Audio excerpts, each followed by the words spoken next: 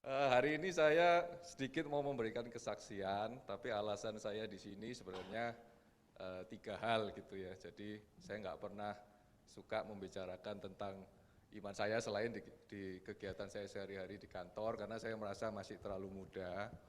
Tapi belakangan mungkin saya sempat berbicara dengan teman saya, Pak Sevanya yang hari ini hadir juga. Saya sering tergugah kenapa saya melihat banyak orang yang mungkin bergereja tetapi berbisnis dengan cara yang tidak etis. Beberapa bulan setelah pertemuan itu, saya mendengar satu YouTube gitu ya di salah satu gereja, kebetulan yang berbicara Pak Albert. Pak Albert mungkin nggak tahu demikian. Lalu saya menemukan, loh kok ada juga ini, ada hamba Tuhan atau slash pengusaha yang berani bilang bahwa dia membayar harga agar pekerjaannya tetap di dalam Tuhan. Jadi saya dari jauh mengamati, melihat, wah ini orang boleh saya amati. Lalu yang ketiga, tiba-tiba ayah saya mencari saya sebagai ban serep atau pengganti gitu ya. Ayo tolong kesaksian ngobrol di FGP. Nah saya juga lihat ayah saya belakangan ini kok kusyuk banget sama Tuhan, lagi pengen, jadi saya pengen ikut berpartisipasi. Dan yang saya lihat juga karena ayah saya sekarang sudah banyak berubah gitu ya, tidak terlalu ambisi terhadap pekerjaannya, tetapi terhadap pelayanan Tuhan, saya kepingin jadi bagian dari hari itu. Jadi semuanya berkumpul jadi satu gitu. Tapi seperti yang saya bilang tadi ya, saya masih 31 tahun, mohon maaf kalau saya salah bicara. Di sini malah ada Pak Bernard, Pak Alex, wah ini hamba Tuhan yang sudah keliling, saya belum ngapa-ngapain gitu ya, saya cuman tukang gambar gitu kan, jadi seringkali saya malu kalau seperti ini terus terang. Tetapi topiknya, mungkin poin keempat malah menarik buat saya, jadi kan topiknya adalah The Anointed One atau Work with Anointing. Dan saya selalu merasa bahwa saya ditempatkan di dunia kerja untuk menjadi representatif Tuhan gitu ya. Jadi saya kepingin perusahaan saya menjadi perusahaan yang nggak hanya untung dan sukses besar, tetapi saya ingin perusahaan saya mengikuti tata cara kerja Tuhan memimpin jemaatnya. Di sini ada kakak ipar saya yang membantu saya, sangat dekat dengan saya, tiap hari membantu, dia setuju dengan hal yang sama. Jadi saya dikumpulkan dengan orang-orang yang kira-kira kok punya hati, apa sih masa kita kerja itu begini-begini saja. Hari ini saya mau share satu ayat supaya ada melanding ke satu ayat ya. Jadi di Kejadian 25 ayat 32, saya bacakan saja. Sahut Esau, sebentar lagi aku akan mati, apakah gunanya bagiku hak kesulungan itu. Ini konteksnya waktu Esau dengan gampang bilang saya mau mati, ya udah saya tukar aja supaya saya dapat sup kacang merah. Itu resonate banget dengan saya. Nanti saya akan ceritakan di akhir kesaksian saya. Nah, kalau ngomong kesaksian berarti harus ada tentang hidup ya. Hidup saya enggak terlalu spesial karena saya ini anak yang penurut, bisa diakuin. Saya enggak pernah buat masalah. Dari saya SD, SMP, SMA bukan saya sok alim, tapi saya lihat ayah saya kerja keras gitu ya. Kalau ayah pulang pukul 8, pulang 9, lah saya masa mau bikin masalah di sekolah. Mana bisa dia datang untuk ketemu dengan kepala sekolah. Jadi saya bikin, wah saya pokoknya nggak boleh ngerepotin, tapi saya pingin sukses. Saya kok suka ya jadi orang sukses. Ada nggak caranya saya jadi orang sukses, tapi nggak dosa-dosa amat? Dulu saya pikirnya gitu. Jadi ada nggak ya cara saya sukses, tapi nggak perlu dosa-dosa amat. Jadi itu yang selalu saya pikirkan. Dan saya berusaha untuk hidup jadi orang yang baik dan benar. Walaupun saya banyak jatuh dalam dosa, tapi saya selalu kepingin cari cara untuk bermain aman gitu ya di hadapan Tuhan. Misalnya contoh kalau waktu SMA teman-teman saya pada nyontek, saya nggak kepingin nyontek bukan karena saya pinter gitu ya, karena saya tahu kalau saya hari Sabtu ikut lomba, saya dapat poin itu 5 gitu ya di raport saya. Kalau saya menang lomba, juara harapan 6 aja saya dapat poin 10. Kalau dalam satu semester ada 5 ulangan, poin 10 itu sama dengan 50. Jadi saya nggak perlu belajar, saya dapat 50 gratis kalau saya menang lomba. Jadi saya di sekolah males-males sedikit lah, nilai saya nggak jelek. Tapi saya hari Sabtu, wah saya menang juara debat. Jadi saya memakai cara-cara seperti itu. Dan saya lihat, wah enak juga ya jadi orang Kristen ya, ngikutin Tuhan. Nggak perlu dosa, karena saya nggak perlu nyontek, tapi saya masih banyak kreativitas lain yang saya bisa lakukan untuk saya jadi lebih dari yang lain gitu ya. Dan suatu saat saya pernah menjadi juara kelas dan seluruh yang di kelas saya protes karena ini skandal gitu ya. Ternyata Giovanni terlalu sering menang lomba padahal nilai ulangannya nggak bagus-bagus amat gitu. Jadi hanya dengan trik-trik itu saya merasa wah berarti jadi orang Kristen kita bisa berbuat kreatif, kita bisa melakukan segalanya yang kita mau, selama itu nggak dosa, tapi ya kita harus bayar harga dong. Yang lain lagi hari Sabtu libur ya saya harus bayar harga. Saya mesti belajar, saya mesti menjadi bagus dan jago atas apa yang saya bisa lakukan. Nah ini saya bawa terus, saya kuliah, saya bekerja, sampai ayah saya ini kan orangnya pekerja keras, tapi dia selalu menyarankan saya untuk belajar bisnis dari orang lain gitu ya. Sampai suatu hari saya dikenalkan oleh teman ayah saya. Bahkan papa saya nggak ikut hadir gitu ya. Saya disuruh, Gio kamu tolong ketemu om ini dan kamu belajar. Jangan komentar, kamu belajar 1 harian gitu ya. Lalu saya diajak makan ya sama om ini, lalu kita ngobrol seharian. Saya cuma dengerin. Caranya sukses itu begini loh, Gio, begini. Wah ini kok silatnya ini kok luar biasa begitu ya. Lalu saya pikir masa papa saya menyuruh saya belajar dari orang ini gitu. Apakah berarti papa saya nggak tahu caranya dia bekerja? Apakah papa saya hanya lihat hasilnya, makanya saya harus disuruh belajar? Itu yang saya pikirkan kan. Atau yang kedua, apakah memang papa saya setuju saya menjadi orang yang bekerja seperti itu? Itu yang membuat saya gundah gulana gitu ya. Tapi saya mengambil prinsip bahwa nggak mungkin orang tua ingin menjerumuskan anaknya. Mungkin dia nggak tahu caranya yang dilakukan orang itu, cuman dia tahu hasilnya. Jadi saya lihat saya nggak mau seperti ini. Jadi pertemuan itu justru membuat saya nggak mau seperti ini. Tapi kondisinya nggak bisa begitu, karena saya melanjutkan pekerjaan ayah saya. Walaupun saya melanjutkan, waktu itu mungkin perusahaan arsitekturnya sekitar 40 sampai 50 orang, kondisinya baik tapi tidak super baik juga, kondisinya berkecukupan saja, dan saya berkomitmen saya harus sukses.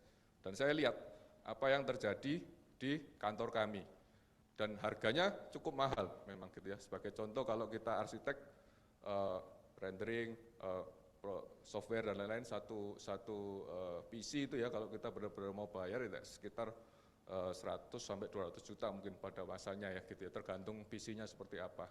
Dan kita memiliki waktu itu 40, hari ini 100 orang gitu kan. Jadi saya berkomitmen, masa saya jualan gambar tapi saya nggak beli software gitu kan. Lah teman-teman asosiasi pada bilang nggak bisa kita hidup kalau softwarenya bayar mulu, mana bisa kita dibayar berapa sebagai arsitek atau interior designer. Tapi saya putuskan saya mau melakukannya. Mungkin nggak sekarang, tapi saya akan cicil, saya akan mulai cicil. Jadi 20, saya akan mulai cicil, dan kita bayar harganya. Waktu bilnya keluar ya saya kepingin nilep, tapi ya nggak jadi, harus dibayar gitu kan. Yang kedua mengenai kesejahteraan karyawan, kita gaji baik, tapi nggak super baik juga. Jadi kita putuskan lihat gaji average, kita mau bayar layak, bahkan kita mau bayar lebih tinggi. Yang ketiga kita mau lihat tentang tax gitu kan. Kalau kami sih memang karena jasa dipotong teks masih oke, tapi kan tetap lumayan duit kan gitu ya, semua ujung-ujungnya ke timbunan uang yang kita miliki. Jadi kita lihat ke segala aspek yang mungkin orang tidak lihat atau dianggap remeh gitu ya. Dan saya bekerja keras, saya sampai ke Jakarta tanpa hasil, tanpa saya punya meeting. Kadang saya bilang ke orang tua saya dulu ya, saya mau ke Jakarta ada meeting, padahal saya nggak ada meeting apa-apa, saya cuma pergi nyeles dari satu tempat ke satu tempat. Nah dari sana muncul kesuksesan yang sedikit yang Tuhan berikan, tapi yang membuat saya cukup tinggi hati gitu ya. Jadi saya mendapatkan proyek tower waktu itu, gedung-gedung sekitar 9 buah, kalau saya hitung kan saya hobi ngitung gitu ya. Terus waktu itu tiba-tiba pandemi terjadi, ya begitu pandemi terjadi, saya barusan ngedilkan satu proyek, pulangnya pandemi terjadi gitu ya, terus saya ditelepon kembali karena ini belum masuk SPK ya di cancel gitu ya, lalu sebagian di postpone, sebagian di cancel. Lalu saya merasa wah ini tutup, kantor mesti kerja, tapi 9 proyek di cancel, 9 tower lah, mungkin 5 proyek. Nah saya berpikir tapi kok saya kok nggak panik ya, saya kok nggak sedih, saya kok nggak bisa tidur, saya tetap bisa tidur pulas sama istri saya, kita nonton Netflix kan waktu itu. Nah saya pikir kenapa ini bisa terjadi, karena ya ini kemalangan saja, saya nggak lagi berdosa, saya nggak lagi melanggar perintah Tuhan, saya cuma malang, dan ternyata malah Tuhan baik sama saya, Tuhan cuci kantor saya.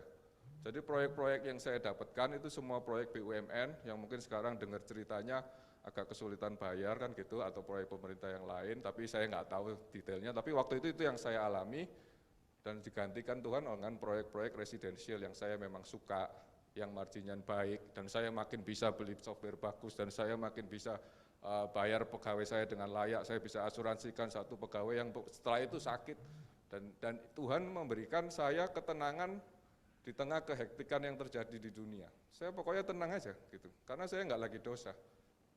Bukan berarti saya nggak pernah berdosa, tapi kita tidak hidup dalam dosa. Nah kembali ke Esau, dia tuker dengan kacang merah karena dia bilang, gimana nanti saya akan mati kalau saya nggak ambil. Apakah benar dia akan mati? Enggak, karena kan secara sains dia ngos-ngosan bukan berarti dia akan mati, ya kan? Ngos-ngosan kan bisa tetap bertahan 1-2 hari lagi asal ada minum. Dia cuma tuker aja dengan hal simple, karena dia merasa ingin mendapatkan kepuasannya sekarang. Padahal waktu ditukar adalah kesulungannya. Dan apakah Tuhan mengutuk Esau? Yes to some point. Tapi apakah Tuhan tidak memberkati Esau? Tuhan memberkati Esau. Karena kelanjutannya Esau ketemu lagi dengan Yakub. Kalau Bapak Ibu ingat, Esau mau dikasih barang-barang, dia bilang nggak perlu, saya sudah dikasih berkat Tuhan. Jadi kesimpulan yang saya ingin berikan adalah Tuhan tetap bisa memberikan kita berkat.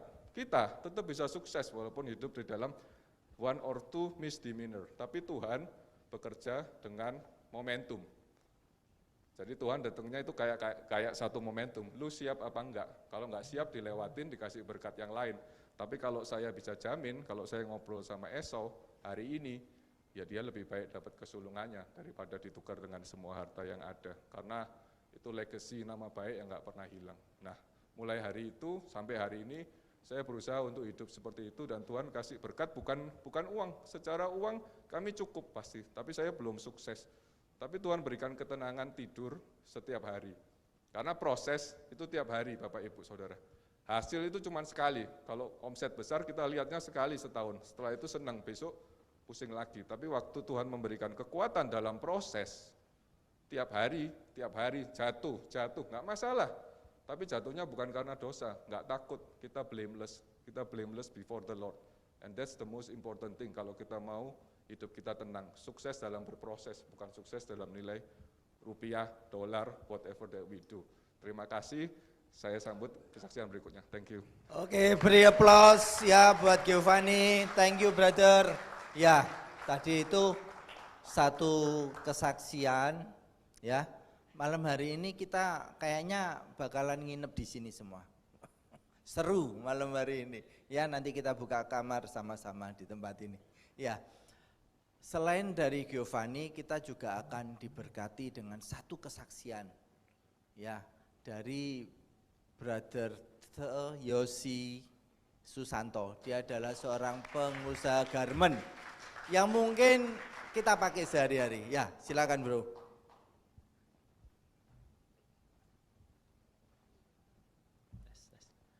Shalom semuanya, selamat malam. FGB Man, Be strong in the Lord. be strong in the Lord. FGB Man. Ya perkenalkan ya, mungkin yang belum kenal, nama saya Yosi. Saya umur 40 tahun, sudah berkeluarga, dikaruniai 2 orang anak. Ya saya sudah menjadi member di Full Gospel ini sudah mungkin 10 tahun ya. 10 tahun, jadi ketika sehabis saya married, saya diajak bergabung sama Pak Budianto Leho untuk join di chapter meeting Full Gospel. Saya mau memberikan sedikit kesaksian ya mengenai apa dampak dari yang saya dapatkan selama saya ada di wadah Full Gospel ini, yang saya bisa terapkan di pekerjaan. Sebenarnya saya ini agak keringat dingin ya. Tadi dengar kesaksiannya Bro Giovanni luar biasa sekali ya. Dan kalau saya mau sharing kesaksian tentang kesabaran ini, saya juga deg-degan karena ternyata pembicara kita ini Bro Albert, saya cukup kenal baik dengan beliau ya. Beliau ini mentornya cigenya cici saya dan manajer saya ya. Jadi mungkin yang perlu diketahui saudara-saudara, saya sebelum join Full Gospel itu kebiasaan saya di dalam bekerja itu suka marah-marah sama karyawan, dan suka kalau marah itu sifatnya jelek ya, mohon maaf ya, sampai saya itu ambil kursi itu pernah dilempar. HP pernah dilempar, jam tangan pernah dilempar. Jadi kalau saudara lihat saya HP-nya pakai HP jadul atau jam tangannya jam tangan kuno, bukan karena saya rendah hati ya, karena saya sayang kalau barangnya dilempar itu rusak habis itu ya. Jadi ya mungkin Bro Albert ini mungkin sering denger lah curhat dari manajer dan cici saya, gimana brutalnya saya dulu lah mungkin ya, saya nggak tahu. Cuman saya bersyukur bahwa wadah Full Gospel ini benar-benar merubah hidup saya. Ada 2 kejadian yang memang merubah. Jadi kesabaran itu dilatih ya, bukan sesuatu hal yang kita dapatkan secara instan.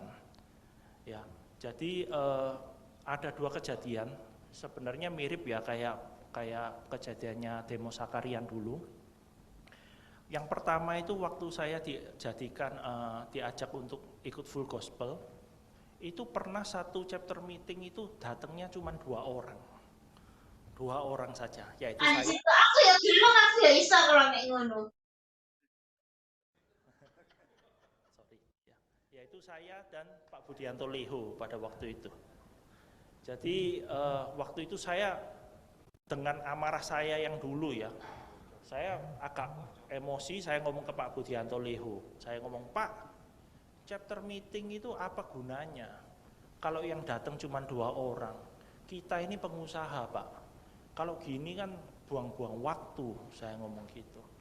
Cuman saya bersyukur beliau ini mentor saya yang cukup bijaksana. Pak Budianto waktu itu cuma nasihatin saya satu, justru karena itulah Yosi, itulah ujianmu. Saya bingung, maksudnya apa Pak? Di saat kamu seperti ini, di saat itulah kamu belajar untuk bersabar. Gimana kamu menghadapi orang, gimana kamu menghadapi semua hal dan masalah yang terjadi terhadap dirimu. Nah, itu satu poin yang saya pelajari. Pengalaman kedua saya itu ketika saya mau di appointment menjadi presiden chapter. 1 hari sebelumnya itu saya nyetir ke Malang beserta orang tua. Tiba-tiba mobil saya diserempet sama orang. Diserempet ya kita kan ya sudahlah kita jalan aja. Ternyata pas waktu lampu merah berhenti, orangnya yang nyerempet justru turun, kaca pintu belakang mobil saya dihantam. Duer gitu. Itu pada waktu itu duduk mama saya waktu itu. Wih, saya gak terima, emosi saya.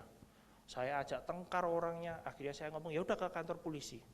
Debat di kantor polisi 2 jam mungkin ada. Sama nggak mau ngalahnya.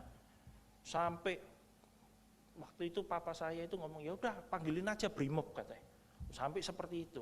Ya istilah agak tegang sih waktu itu. Cuman akhirnya ya Tuhan itu baik ya. Sekali lagi saya diingatkan. Diingatkan itu simple sih ya. Dia gini, kamu besok mau jadi presiden chapter. Hari ini kamu di kantor polisi mau ngajak orang tukaran katanya. Lah terus apa gunanya kamu jadi presiden chapter? Berarti kan cuma title tapi kelakuan kamu nggak berubah. Wah, aku terasa kena tegur itu sama Tuhan. Dari situ langsung aku pergi ke orangnya waktu itu. Ya udah Pak, saya yang lebih muda. Saya minta maaf kalau saya salah. Pertama padahal nggak mau minta maaf, padahal minta ganti rugi ya. Langsung waktu ketika saya ngomong gitu, orangnya terkejut. Hah? Gini. Akhirnya dia mikir, ya sudah.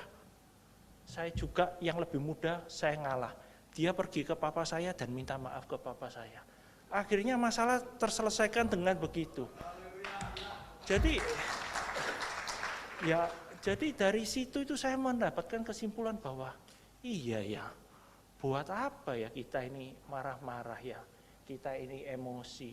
Padahal kalau kita bisa berpikir tenang, baik di dalam kehidupan kita, di dalam pekerjaan kita, di dalam segala hal, pasti akan ada solusi yang baik juga. Kalau kita cuma mengandalkan emosi, pasti tidak akan ada jalan keluar. Akhirnya yang ada jalan singkat, yang belum tentu itu baik ya.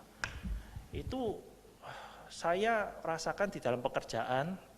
Kalau kesaksian, mohon maaf ya, karyawan saya dulu ada satu yang ngomong, kalau Pak Yosi itu marah itu istilahnya katanya kayak setan katanya. Cuman puji Tuhan, karyawan yang sama, sekarang kalau ngomong sama saya gini, Pak, Bapak apa kok gak dimarahin orang itu? Bapak ini kesabaran, makanya orang itu ngelunjak. Lah, dari situ itu saya bisa, waduh paling enggak ada report yang baik ya, report yang baik. Ya, saya bersyukur Wadah Full Gospel ini sangat-sangat baik untuk kita kaum pria, untuk kita menjadi kepala keluarga, kepala perusahaan, menjadi pimpinan. Itu adalah sesuatu yang luar biasa.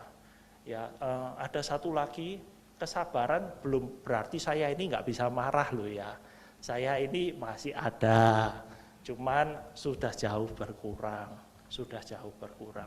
Belajarnya setiap hari. Ya, barusan aja ini ada kejadian, ya saya bersyukur sih. Istri saya seharusnya kan hadir menemani saya malam ini. Cuman dia nggak bisa karena kemarin sore anak saya yang umur 6 tahun, cewek, barusan jatuh, dia kena tembok, kepalanya harus dijahit 8 jahitan. Jadi ya saya sih bersyukurnya untung nggak kena yang bagian vital. Tapi saya percaya bahwa ini pun adalah salah satu ujian yang harus saya terima sebagai ujian untuk kesabaran saya. Ya itu yang bisa saya saksikan. Tuhan Yesus memberkati. Terima kasih ya, kita beri aplaus untuk Brother Yosi. Ya, ini loh FGB. Sudah dikasih tugas.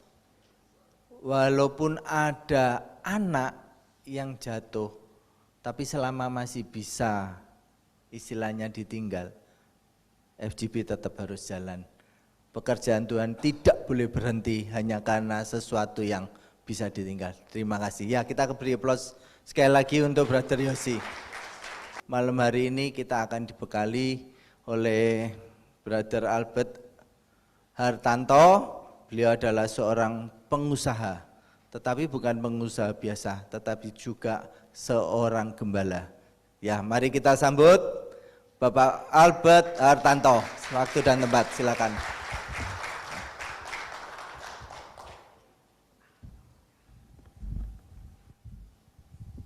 Shalom FGB. Kok enggak keluar kalau saya yang bilang ya? Kalau saya yang bilang kayaknya enggak jalan ternyata ya. Kayaknya ada sandi tertentu, harus orang tertentu yang bilang gitu ya. Shalom Bapak Ibu Saudara sekalian. Kalau ini cuma satu yang jawab. Shalom Bapak Ibu sekalian. Waduh, kayaknya kalau baru makan harusnya lebih kencang soalnya. Shalom Bapak Ibu sekalian. Si Tuhan ya, senang sekali bisa berjumpa dengan Anda. Saya selalu diberkati ketika kesaksian itu dibagikan. Karena benar memang bahwa seringkali ketika kita membawa sebuah berita keselamatan, ini boleh saya copot ya? Ketika kita membawa sebuah berita keselamatan,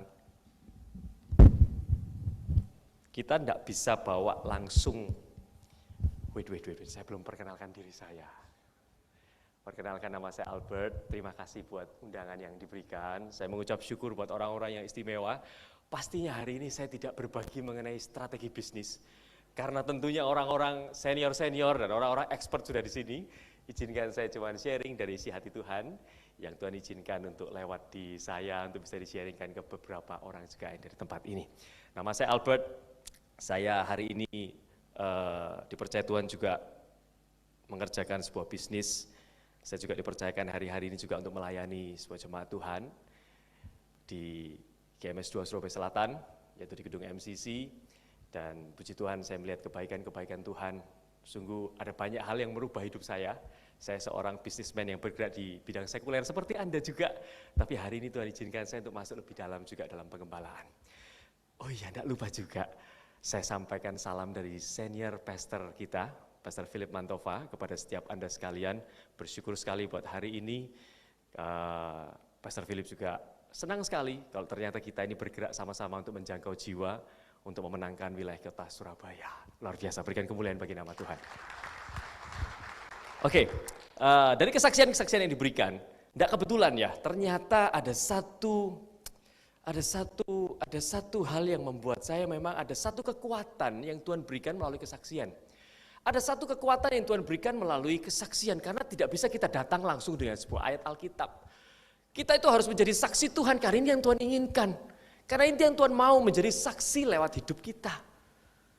Namun seringkali kita itu tidak tahu bahwa ternyata kesaksian yang Tuhan izinkan terjadi dalam hidup kita ternyata adalah sebuah hal yang membuka pintu keselamatan orang lain kepada Tuhan. Hari-hari ini saya melihat bahwa kesaksian itu mengubahkan hidup orang. Karena itu saya diberkati sekali sama Gio, sama Yosi. Tidak sengaja ternyata ketemu sama Yosi juga di sini.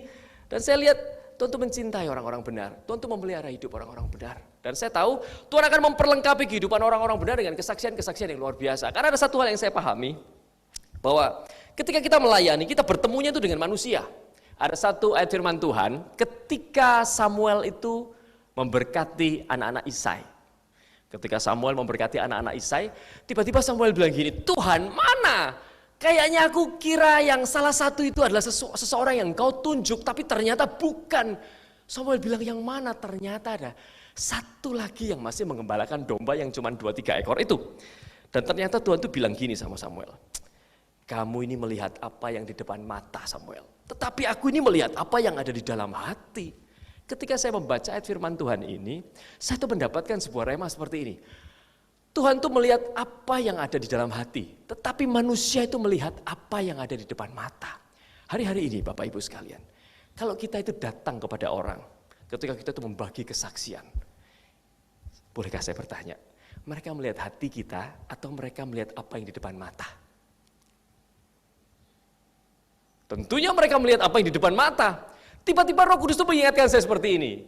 Kalau gitu, kenapa kamu tidak coba melangkah saja? Loh, tapi seringkali manusia itu melihat dari covernya. Tiba-tiba saya itu berpikir seperti ini.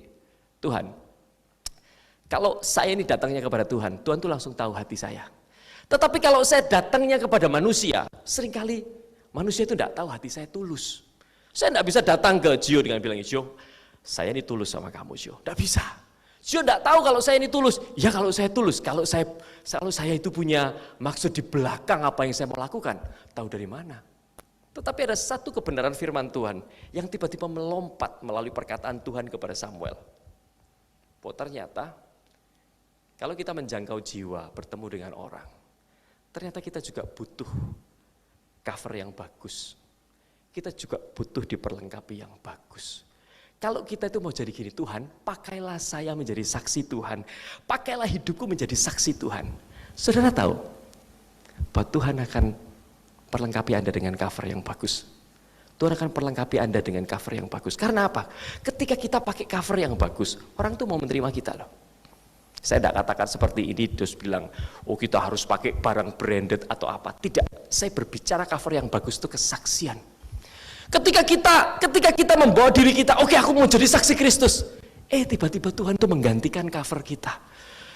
Jangan menjadi orang ketika mau saksi itu bilang gini, oh saya ini belum berubah, saya ini masih punya kehidupan lama saya. Tapi ketika Anda bergerak dan mau dipakai Tuhan, tiba-tiba Tuhan tuh mengubahkan cover Anda. Tiba-tiba Tuhan mengubahkan kesaksian yang dahsyat itu lewat mulut Anda.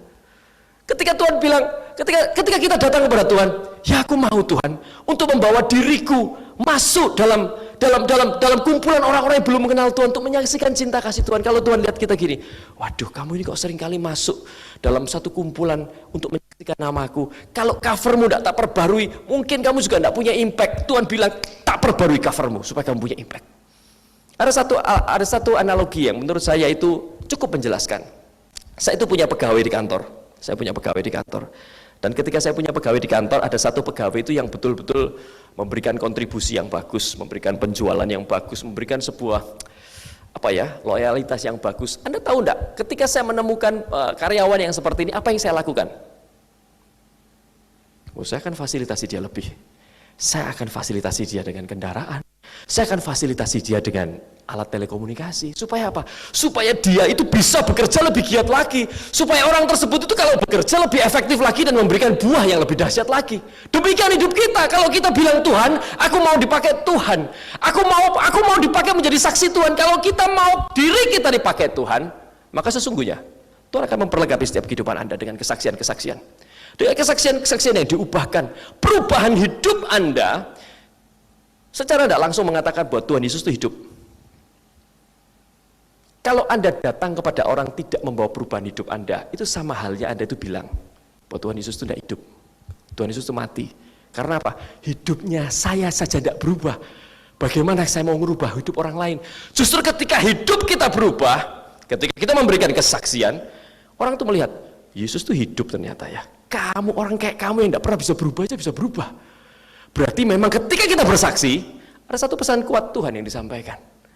Karena itu, saya yakin bahwa orang-orang para bisnismen akan dipenuhkan dengan kesaksian-kesaksian yang luar biasa yang akan Anda bawa kepada orang-orang yang akan Anda temui, dan itu akan membuka pintu keselamatan untuk membawa orang-orang kepada Tuhan. Dan saya bersyukur lagi melalui kesaksian dari Giovanni tadi, saya menjadi melihat bahwa seorang yang bekerja memang harus tahu tujuannya itu kemana.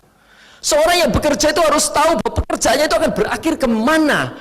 Segala sesuatu yang dikerjakan itu harus tahu berakhir kemana. Sebuah komunitas yang dikumpulkan itu harus tahu visinya ini kemana. Seperti apa yang tadi disampaikan oleh Pak Daniel Chang, menyampaikan bahwa apa yang kita lakukan itu berakhir di mana. Karena sesuatu yang tidak tahu ujungnya, maka tidak akan ada followernya. Sesuatu yang tidak tahu ujungnya atau visinya di mana, maka tidak ada orang yang akan percaya ke sana. Saya kasih analoginya lagi. Anda pernah pesan taksi ya? Ada yang pernah naik taksi? Ada yang pernah naik taksi? Pernahkah Anda mencoba naik taksi? Anda masuk ke dalam taksi, kemudian Anda masuk dan tidak bilang apa-apa? Pernah coba enggak? Kira-kira ketika Anda baru naik taksi, begitu Anda duduk, apa yang dikatakan sama sopirnya? Pak, mau kemana? Ketika Anda memberikan sebuah tujuan, maka taksi itu akan jalan. Tapi kalau Anda bilang gini, bawalah saya Pak ke tempat yang Anda mau, kira-kira taksinya jalan enggak saudara? Tidak jalan. Ada yang di tempat ini pernah pesan Grab? Pernah pesan Grab? Pesanan di aplikasi Anda tidak akan pernah bisa diselesaikan sebelum Anda memasukkan destination. Anda paham ya? Seorang pengusaha sekalipun harus menemukan apa yang terpenting dalam hidupnya. Seorang pengusaha sekalipun harus menemukan apa yang ada di akhir bisnisnya, apa yang ada di akhir hidupnya, supaya pengusaha-pengusaha itu bisa mantap berjalan. Saya tahu bahwa Tuhan bergerak bersama dengan saya. Kalau hari ini Anda belum tahu kemana bisnis Anda akan berjalan, maka Anda juga tidak akan kemana-mana. Karena sesungguhnya, kalau saya boleh ngomong agak terlalu, ini kalau boleh saya ngomong sama diri saya, Anda tidak perlu dengarkan ya. Anggap saja saya ngomong sendiri ya. Anggap saja saya ngomong sendiri, mungkin terlalu menyedihkan atau mungkin terlalu kasar buat orang-orang. Mungkin izinkan saya ngomong sama diri sendiri tanpa ngomong sama Anda ya. Seakan-akan gila. Suatu saat saya ini pasti mati. Saya tidak perlu dinubuatkan kalau saya akan mati. Suatu saat saya akan mati. Saya tahu pasti. Saya tidak tahu kapan saya mati. Tetapi bukankah itu sebuah kepastian bahwa saya akan mati? Kalau saya tahu pasti hidup saya mati, saya harus persiapkan hari mati saya. Saya harus persiapkan sesuatu yang saya bawa, yang tidak hanya berakhir di bumi ini. Karena ternyata duit saya tidak membawa saya di hadapan Tuhan. Karena ternyata perbuatan baik saya tidak mengantarkan saya kepada Tuhan. Ternyata hanya dengan kepada Yesus saya itu bertemu dengan pencipta alam semesta ini. Itu berarti bahwa dalam kehidupan apapun dalam hidup saya itu harus ketemu kehendak Allah. Itu berarti bahwa apapun yang saya lakukan dalam kehidupan ini membuat saya harus menemukan kemana akhir hidup saya. Kemana saya melangkah dalam hidup ini, saya harus menemukan kemana ya bisnis saya ini berakhir. Karena di beberapa pelayanan saya di pelayanan kematian, saya tidak melihat orang-orang kaya tiba-tiba dengan kekayaan yang begitu besar, ketika dia mati tiba-tiba jerih payahnya itu tiba-tiba hilang. Pash, vanish. Tidak ada yang dibawa ketika mereka mati. Ternyata itu ditinggalkan Berarti ada sesuatu yang memang kita harus persiapkan di hadapan Tuhan, sesuatu yang mengandung kekekalan, sesuatu yang kita bawa di hadapan Tuhan yang pastinya bukan berhenti di bumi ini. Suatu saat saya itu melihat seseorang dikremasi. Harusnya katanya tidak boleh dilihat, cuman karena saya ini penasaran. Ya. Karena saya penasaran, saya ingin lihat. Ternyata ketika mereka dibakar, mereka juga tidak bawa apa-apa. Bahkan sampai saya itu melihat betul-betul sampai tengkoraknya itu habis. Sesuatu ini membuat saya mengerti bahwa sungguh dalam hidup ini saya harus mempersiapkan sesuatu. Karena saya tidak pernah tahu kapan saya akan mengakhiri hidup saya. Kapan saya akan berhenti diberikan kesempatan untuk melakukan apa yang Tuhan mau. Saya tidak mau menjadi seseorang ketika Tuhan panggil terus saya bilang, Tuhan kasih saya extension 1 bulan, 2 bulan lagi. Kasih saya sebuah perpanjangan supaya saya bisa lakukan sesuatu yang benar di hadapan-Mu. Kalau hari ini saya diizinkan melakukan sesuatu, saya akan lakukan sesuatu. Dan hari ini izinkan saya untuk membagikan satu hal yang membuat saya bergerak hari-hari dalam bisnis saya, dalam keluarga saya, yang membuat satu hal yang berbeda. Karena dikatakan di Maliaki, dikatakan akan ada perbedaan antara orang benar dan orang fasik. Ini berarti bahwa memang akan ada perbedaan. Katakan kanan kirinya, Anda akan berbeda. Katakan lebih kencang, Anda akan berbeda. Karena firman Tuhan katakan memang akan ada perbedaan antara orang benar dan orang fasik. Kalau kita tahu ini, harusnya kita siap untuk menjadi sesuatu yang berbeda di hadapan Tuhan. Apa yang membedakan seseorang di hadapan Tuhan? Apa yang membuat seseorang itu bekerja dengan berbeda? Apa yang membuat seseorang itu hidupnya beda? Pastinya karena satu hal.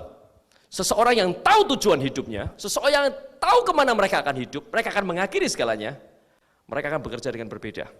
Mereka akan melakukan sesuatu itu dengan satu passion yang tidak akan pernah berhenti.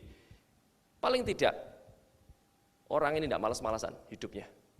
Orang ini tidak cuma jadi orang yang ya wis pokoknya hidup ya beginilah Pak. Hidup itu kayak ya wis melangkah saja lah Pak. Melayani ya wis melangkah saja lah Pak. Ada satu hal yang pop up di satu ayat firman Tuhan. Tadi sempat disinggung, The Great Commission melalui visi misi tadi Pak Daniel tadi ya. The Great Commission itu menjadi satu hal yang nyata dalam kehidupan orang-orang percaya.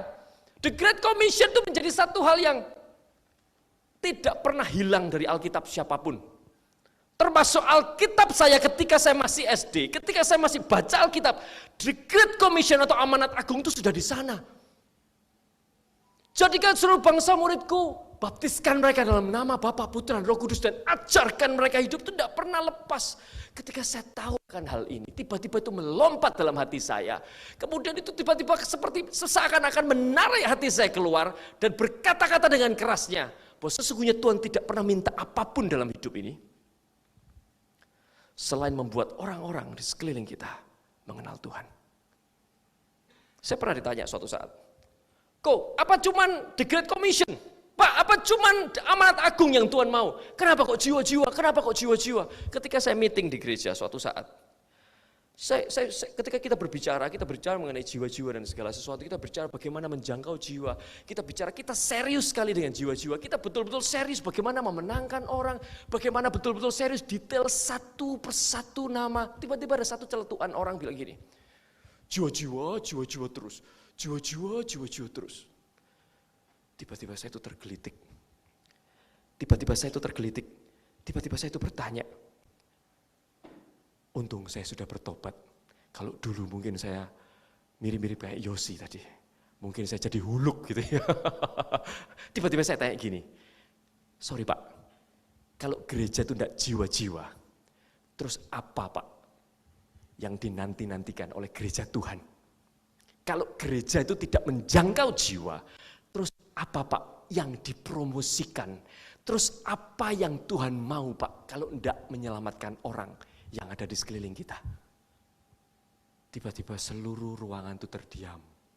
Tiba-tiba saya yang jadi tidak enak. Waduh, apa saya terlalu kasar ngomongnya? Tapi tiba-tiba saya merasa bahwa karena tidak ada hal lain dalam sebuah komunitas, termasuk di FGP, selain menyelamatkan pengusaha-pengusaha lainnya. Beberapa saat yang lalu, minggu yang lalu, saya bertemu dengan beberapa pengurus, Pak Bambang, Pak Halim juga, ya, dan Pak Bambang, Pak Halim, Pak Budi, Pak Robert, Pak David, betul ya? Betul ya, saya tidak salah ngomong ya. Pak Beni juga, ya. Ketika ngobrol-ngobrol, saya tuh bersyukur sekali, ternyata ada sebuah benang merah, apa yang dilakukan FGB dengan apa yang kita lakukan. Selalu ujungnya itu di jiwa-jiwa diselamatkan. Selalu ujungnya itu di orang-orang dimenangkan. Hanya segmennya di para bisnismen. Dan saya bersyukur sekali dan hal ini kita lakukan sama-sama. Dan hari ini saya membawa sebuah judul, bagaimana menjadi seorang pengusaha yang diurapi. Ngomong-ngomong mengenai urapan, dari tadi ngomong ternyata belum masuk di firmannya ya. Ngomong-ngomong mengenai urapan, sebetulnya urapan itu apa? Kenapa kok saya bikin judul The Anointed One atau bekerja dengan sebuah urapan? Ada satu hal yang membuat penasaran sebetulnya apa ya urapan? Urapan ini adalah satu hal yang Tuhan pakai dalam kehidupan di perjanjian lama untuk membedakan antara orang-orang yang melakukan pekerjaan bait suci dan tidak. Tidak sembarangan orang diurapi. Ada satu, saya tidak banyak buka Alkitab ya, tapi percayalah semuanya ada di Alkitab. Kalau Anda tidak percaya nanti tanya sama Pak Beni ya. Ada satu orang namanya Besalel dan Aholiab. Dikatakan bahwa Tuhan itu memberikan, sebentar, daripada nanti dikira saya dongeng ya kan. Kita baca aja ya.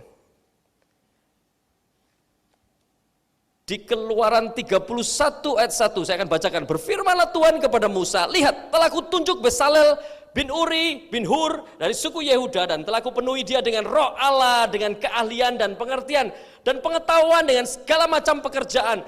Telah kupenuhi dia dengan segala macam keahlian. Telah kupenuhi dia dengan roh Allah, dengan keahlian dan pengertian. Ada satu hal ketika roh Allah bergerak, ketika pengurapan Allah bergerak kepada orang-orang yang memang ditunjuk Tuhan untuk mengerjakan rumah Allah. Urapan itu mengerjakan satu hal lebih di atas cuma sekedar profesi. Kalau dia itu cuma seorang ahli logam atau ahli yang memahat sesuatu. Tapi ketika urapan bekerja, orang itu bergerak di atas keahliannya, di atas kemampuannya sehingga disebutkan Tuhan memberikan keahlian. Ada satu hal yang membuat saya tertarik bahwa ternyata ada satu hal yang berbeda ketika Tuhan setuju sama orang itu. Ketika orang itu setuju juga sama Tuhan, ada sesuatu yang dibedakan ketika orang itu bekerja. Saya yakin ketika Anda memegang sesuatu yaitu kebenaran, ada satu hal yang tiba-tiba Tuhan itu ubahkan dalam hidup Anda, yang membuat apa yang Anda kerjakan mungkin terlihat sama, tapi akan berakhir berbeda. Mungkin terlihat sama-sama mengerjakan hal yang sama, tetapi hasilnya bisa lebih tinggi. Ada satu hal yang tiba-tiba saya mengerti bahwa ketika Tuhan itu setuju sama umatnya, ketika umatnya itu setuju sama Tuhan, tiba-tiba ada satu hal yang membuat berbeda seseorang itu melakukan sesuatu. Ada satu hal yang saya pahami ketika saya juga bergerak dalam dunia pekerjaan saya. Di tengah-tengah bekerja saya juga melayani. Tiba-tiba saya melihat ada satu hal, ada sesuatu yang berbeda. Apakah saya merasa saya diurapi? Saya tidak merasa saya diurapi. Seriously.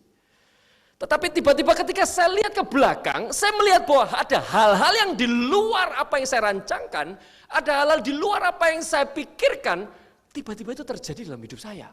Saya melihat, it wasn't me at all. Tiba-tiba saya melihat itu bukan saya. Tiba-tiba di tahun ini ketika saya lihat ke belakang, saya merasa itu bukan saya. Tiba-tiba saya melihat, ya kayaknya ini bukan saya memang. Kok bisa kejadian seperti itu? Saya tidak mengatakan bahwa saya diurapi, saya cuma jalan saja. Dengan apa yang akan kita bahas nanti, tiba-tiba itu mengubahkan langkah seorang yang bergerak dan setuju dengan Tuhan, yaitu urapan. Tapi izinkan saya membawa sebuah statement, membawa sebuah kata-kata untuk setiap kita. Buat saya saja, kalau itu mungkin terlalu berat buat Anda, izinkan saya ngomong sama diri saya sendiri. Bahwa Tuhan tidak mengurapi seseorang yang bekerja. Sorry to say. Bahwa Tuhan tidak mengurapi seseorang yang bekerja. Tuhan tidak mengurapi seseorang yang bersekolah. Sorry to say. Izinkan saya mengatakan ini. Bahwa Tuhan hanya mengurapi orang-orang yang melangkah dalam kehendak Allah. What? Kok bisa seperti itu Pak? Saya boleh turun ya? Kayaknya lebih enak kalau saya di bawah sini loh. Lebih enak, lebih dekat gitu rasanya, kayak jauh gitu ya. Tuhan itu mengurapi orang yang melakukan kehendak Allah, bukan orang yang bekerja. Loh Pak, tapi ada satu kejadian di mana ada satu orang berkata, oh dia ini pengusaha yang diurapi loh. Loh kok bisa Pak? Loh dia ini seorang pelajar yang diurapi. Loh kok bisa? Sedangkan barusan Anda bilang bahwa Tuhan tidak mengurapi seseorang yang bekerja. Anda tidak berdoa ketika Anda mau bekerja, Tuhan urapi saya supaya tender saya hari ini itu dengan urapan Tuhan memenangkan setiap orang-orang yang tanding sama saya. Bagaimana seseorang bisnismen bisa dikatakan diurapi? Ada satu hal yang membuat saya tiba-tiba mengerti bahwa ternyata Tuhan itu hanya mengurapi seseorang yang bergerak mengikuti kehendak Allah. Ketika Anda itu setuju dengan kehendak Allah, urapan itu akan mengalir dalam kehidupan Anda. Hari ini kita akan belajar apa kehendak Allah dalam hidup Anda. Ketika Anda setuju dengan maksud hatinya Tuhan, Tuhan akan izinkan urapan itu mengalir dalam hidup Anda. Loh kok bisa Pak? Maksudnya gimana? Kita tuh tidak bisa berdoa untuk Tuhan urapi saya. Saya mau bangun sesuatu, saya mau kerjakan proyek sesuatu. Kita tidak bisa doa minta urapan seperti itu. Tetapi ketika kita bilang sama Tuhan, Tuhan aku mau melakukan kehendak-Mu, izinkan aku bergerak untuk melakukan kehendak-Mu. Tuhan akan urapi orang tersebut. Seperti Besaleel dan Aholiab. Urapan itu melekat dalam tubuhnya. Melekat di tubuhnya. Dan urapan itu tidak dicopot kayak jas gini terus dicopot, dikembalikan, kalau pulang dipakai lagi kalau mau pelayanan. Seseorang yang bergerak dengan urapan itu nempel dalam hidupnya. Ketika orang itu nempel dalam hidupnya, ketika Anda melayani jiwa-jiwa di gereja, di pelayanan kayak di FGB kayak gini nih ya, mungkin tidak ada hubungannya dengan bisnis Anda, tapi Anda berusaha untuk ngajak teman Anda untuk mendengarkan berita mengenai bagaimana Tuhan mencintai mereka. Kayak rasanya kayak aduh buang-buang waktu juga, tapi ternyata aku tapi kepingin orang tuh mengenal Tuhan. Ketika Anda lakukan itu, Tuhan kasih urapan, Tuhan kasih penyertaan supaya apa yang Anda ucapkan, ada kuasa, ada impartasi Tuhan, ada otoritas Tuhan sehingga orang itu bergerak dan bilang, oke, aku mau ikut. Dan ketika urapan itu mengalir dalam hidup Anda, ketika Anda selesai melayani di tempat ini, ketika Anda pulang, ketika Anda tidur, ketika besok Anda masuk dalam dunia pekerjaan Anda, adakah urapan itu ditinggal di gereja tempat Anda melayani? Adakah urapan itu ditinggal di ruangan Anda tidur? Urapan itu melekat dengan hidup Anda. Saat itu, bisnismen Anda bergerak dalam urapan. Saat itu ketika Anda berkata-kata sesuatu, muncul hikmat Tuhan. Tiba-tiba ketika Anda memutuskan sesuatu, Tuhan berikan sebuah hikmat Tuhan, terhindar dari segala macam hal-hal yang buruk. Tiba-tiba Tuhan izinkan Anda untuk mengerti sesuatu yang orang lain tidak mengerti. Urapan akan membuat Anda berbeda ketika Anda melangkah. Seriously? Yes. Ketika Anda, Pak gimana caranya saya tahu kehendak Tuhan Pak? Gimana saya tahu bagaimana Tuhan itu berkehendak buat hidup saya? Dan bagaimana saya itu mengintegrasikan kemauan Tuhan dalam hidup saya? Itu sebabnya saya katakan bahwa setiap pengusaha harus bisa menyatukan sebuah visi Tuhan, yaitu kehendak Allah, dengan apa yang Anda kerjakan. Kalau hari ini Anda merasa bahwa, ya Pak, kalau pekerjaan ya pekerjaan, kalau pelayanan ya pelayanan. Ketika saya itu selesai, baru lulus dari kuliah saya, ada seorang yang sudah bekerja dan tiba-tiba dia bilang gini, Albert, kamu mau melayani atau kamu mau bekerja? Saya bilang, saya mau bekerja sambil melayani. Kemudian dia bilang gini, enggak bisa, kalau melayani, kalau bekerja. Loh kenapa? Karena orang kalau bekerja itu pasti bujui orang. Kalau melayani itu tidak boleh bujui orang, dia bilang gitu. Hari itu saya pulang ya, saya itu seperti orang yang baru keluar dari kepompong, mau masuk di dunia pekerjaan. Saya tiba-tiba ada satu wejangan dari seorang yang sudah profesional kerja, tiba-tiba bilang seperti itu. Saya itu seperti kayak daun luar biasa, tiba-tiba saya itu kayak sedih sekali kok gini ya, kayaknya kayak seperti dunianya kayak berseberangan. Ketika saya sedih itu, ketika saya masuk di ruang doa saya, Roh Kudus itu dengan jelas bilang seperti ini, justru ini waktumu untuk bikin sebuah model yang baru. Kalau dulu orang mengertinya bekerja dan melayani itu tidak pernah berjalan seiringan. Hari ini aku mau kamu bikin sebuah model bahwa bekerja dan melayani itu berjalan seiringan saling mendukung.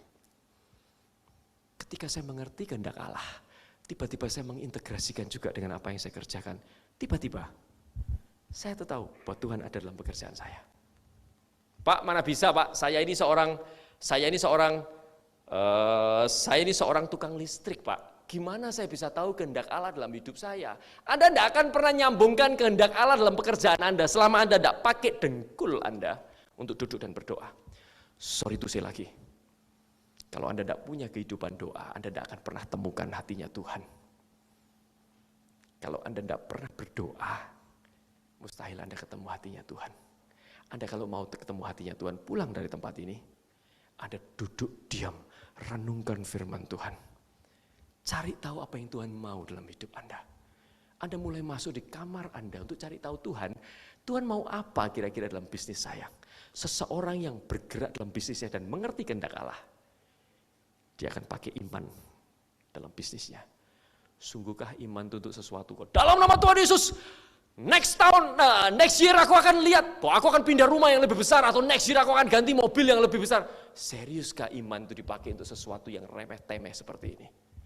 Tetapi kalau Anda bisa temukan kehendak Allah, ketika Anda punya rumah yang besar, go ahead. Ketika Anda menemukan kehendak Allah, kalau ganti mobil mewah, silakan. Tapi sungguhkah Anda menemukan kehendak Allah di sesuatu yang remeh? Satu hal, setiap pengusaha harus punya satu waktu di mana mereka duduk diam dan berdoa. Kalau Anda masih belum ketemu apa kehendak Allah dalam bisnis Anda, temui pemimpin Anda, temui orang-orang leader-leader yang Anda bisa temui untuk bantu Anda mengerti apa ya maksud Tuhan dalam bisnis saya.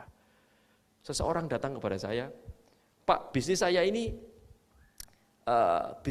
seperti seakan-akan tidak bisa untuk bisa melayani pelayanan di Eropa. Dia bilang seperti itu. Loh kenapa? Karena tidak mungkin, itu mahal sekali dan gimana.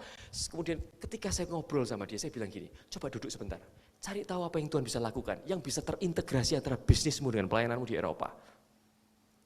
Tiba-tiba dia menemukan sebuah pattern, bahwa ternyata ada satu hal yang dia bisa lakukan ketika dia lakukan bisnisnya.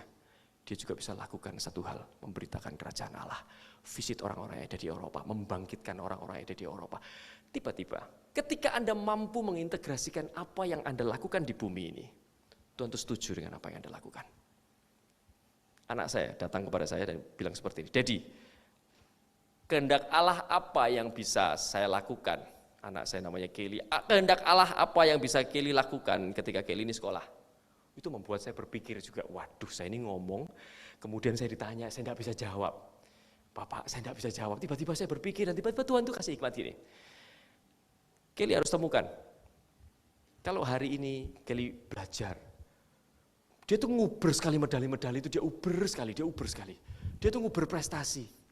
Terus saya bilang gini, kalau ada satu waktu di mana kamu diizinkan untuk naik di stage, ketika kamu dapat prestasi, itu akan efektif loh. Tiba-tiba kamu didengarkan sama ratusan orang untuk bilang, Tuhan Yesus cinta sama Anda sekalian. Oh gitu ya, Dad? Iya.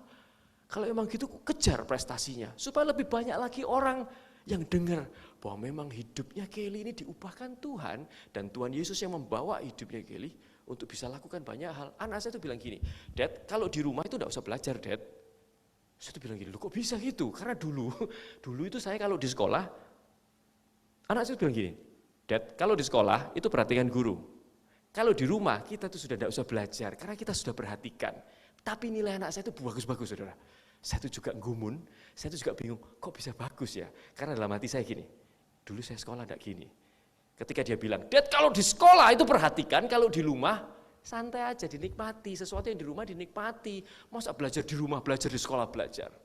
Tiba-tiba saya ingat, dulu waktu saya sekolah, di sekolah saya ngomong kayak gitu ya, di sekolah saya tidur mungkin, di rumah saya belajar mati-matian ya kan. Ternyata kebalik, ternyata saya yang salah. Tiba-tiba ketika anak saya tahu kehendak Allah, saya justru support dia. Mau les apa? Tak support. Tiba-tiba dia tahu, aku mau pelayanan, aku mau belajar lebih lagi. Tiba-tiba ketika dia ketemu kehendak Allah, dia belajar segiat-giatnya. Dia gerak segiat-giatnya. Hari ini Bapak Ibu sekalian, mulailah dengan sebuah kamar doa Anda untuk tahu apa yang Tuhan mau lewat hidup Anda. Apa yang Tuhan mau kerjakan dalam hidup Anda. Alkitab itu adalah buku manual kehidupan. Kalau Anda beli mesin cuci, Anda tanya buku manualnya enggak? Anda tanya buku manualnya enggak? Kalau Anda beli mesin cuci, Anda tanya buku manualnya. Izinkan saya bertanya, sudahkah Anda membaca buku manual Anda? Selesai. Saya baca berulang kali saja, saya masih belum mengerti mengenai sesuatu yang saya masih bingungkan. Kadang-kadang saya itu dapatnya di pembacaan ketiga, pembacaan keempat, pembacaan ke-10 saya baru, loh kemarin enggak muncul kok sekarang muncul. Kalau hari ini Anda belum baca buku manual kehidupan Anda, mulailah untuk menyelesaikan buku manual kehidupan Anda untuk tahu kehendak Allah dalam hidup Anda. Mari kita mau belajar sama-sama. Kita mau buka beberapa hal melalui kehidupan seorang yang bernama Musa. Musa ini adalah satu tokoh dalam Alkitab. Satu tokoh dalam Alkitab yang menurut saya fenomenal. Karena kelahiran Musa di Keluaran 2 dikatakan, seseorang laki-laki dari keluarga Lewi kawin dengan seorang perempuan Lewi. Lalu mengandunglah ia dan melahirkan seorang anak laki-laki. Ketika dilihatnya bahwa anak itu cantik, disembunyikan dia 3 bulan lamanya, tetapi tidak dapat disembunyikan lebih lama lagi. Sebab itu diambilnya sebuah peti pandan, dipakalnya dengan gala-gala dan ter, dan diletakkan bayi itu di dalamnya, dan ditaruhnya peti itu di tengah-tengah teberau di tepi sungai Nil. Ada seorang bayi yang karena sebuah kebijakan pemerintah, bayi itu harus mati. Dan Musa akhirnya oleh orang tuanya dibiarkan untuk berlabuh di sungai Nil. Seorang orang tua yang tiba-tiba mengambil keputusan, ya sudahlah tak labuhkan di sungai Nil. Orang tua tersebut tidak punya cita-cita untuk anak ini suatu saat akan ditangkap oleh seseorang. Kalau ada orang tua yang punya cita-cita suatu saat kalau dia jalan di sungai Nil, kira-kira nanti dia akan ditangkap oleh buaya pastinya. Pastinya kalau orang tua itu sudah melabuhkan anaknya ke sungai Nil, orang tua itu akan berpikiran bahwa saya siap anak itu mati, hanya jangan di tangan saya. Saya sudah siap anak itu mau ditangkap oleh buaya, mau ditangkap oleh apa, siap terserahlah. Yang jelas bukan di tangan saya. Mungkin sudah hancur hatinya karena apa? Aku tidak bisa lihat bayi yang begitu cantik, begitu elok rupanya tiba-tiba harus mati. Dibiarkan gitu saja. Ada satu hal yang tiba-tiba saya melihat bahwa Musa ini seperti tidak pernah mengenal Tuhan, padahal dia itu orang dengan suku yang ditunjuk Tuhan. Tetapi dia tidak pernah tahu dengan Allah Israel itu kayak apa, tidak pernah tahu. Dia itu dibesarkan oleh seorang Mesir. Kemudian ada satu hal yang dia lakukan, dia bunuh seseorang Mesir, dan kemudian dia melarikan diri. Ketika dia melarikan diri, dia ketemu dengan orang Midian. Orang Midian itu juga tidak menyembah Tuhan. Jadi Musa ini seperti seakan-akan tidak pernah. Siapin bukunya, udah disiapin belum? Tapi enggak tahu loh ya. Sampai ada the burning bush, membuat Musa itu tahu akan Tuhan. Tuhan sendiri yang nginjili Musa. Tuhan sendiri yang menjangkau Musa untuk mengenal akan kebenaran. Sampai akhirnya Musa itu diajak untuk, ayo kamu yang tak utus untuk memenangkan bangsa Israel. Ayo kamu yang tak utus untuk mengeluarkan bangsa Israel keluar dari Mesir. Kamu yang maju ya Musa, kamu yang bergerak. Musa itu rewel sekali. Sampai Tuhan itu kadang-kadang juga di beberapa pasal, Tuhan sampai pegel mau dibunuh kan. Tapi Tuhan itu masih cinta. Kalau kita itu tidak mau ya, percayalah. Saya ini, hari-hari ini, bergerak dalam sebuah gereja dengan sebuah visi yang mengharuskan saya untuk bergerak masuk lebih dalam dan lebih dalam lagi. Kalau hari itu saya tolak, kegerakan Tuhan tidak akan pernah berhenti. Kegerakan Tuhan akan terus berjalan. Ada maupun tidak ada saya. Yang rugi itu loh saya. Kalau kegerakan Tuhan itu saya tolak, Tuhan itu bisa pakai orang lain. Tapi Tuhan itu masih mengasihi kita, mengasihi saya, mengasihi Anda, untuk memberikan kesempatan untuk bergerak lebih. Musa, Tuhan izinkan untuk datang kepada Firaun untuk mengeluarkan bangsa Israel. Setiap kali ketika Tuhan menyuruh Musa, Tuhan katakan pergi datang ke Firaun. Itulah yang pertama, itulah yang kedua, itulah yang ketiga, datang untuk sampaikan. Supaya apa? Supaya Firaun itu luluh hatinya, supaya Firaun itu diubahkan hatinya. Ternyata saya itu baru menyadari ada satu hal yang maksud Tuhan. Kenapa kok tulahnya itu harus 10? Sebetulnya Tuhan itu bisa loh untuk keluarkan bangsa Israel tanpa tulah, bisa. Tuhan bisa keluarkan bangsa Israel dengan 5 tulah, bisa. Kenapa harus 10 tulah? Hanya untuk membuat Musa tahu siapa Tuhannya. Anda paham? Untuk hanya membuat Musa itu tahu siapa Tuhan yang menyuruh dia. Tuhan izinkan satu bangsa itu diporak-porandakan, dikacau balaukan hingga habis binasa. Tulah yang pertama dikatakan, tulah yang pertama firman Tuhan katakan, maka berfirmanlah Tuhan. Maka berfirmanlah Tuhan. Tulah yang kedua dikatakan tulah katak, maka berfirmanlah Tuhan. Tulah yang kelima, maka berfirmanlah Tuhan.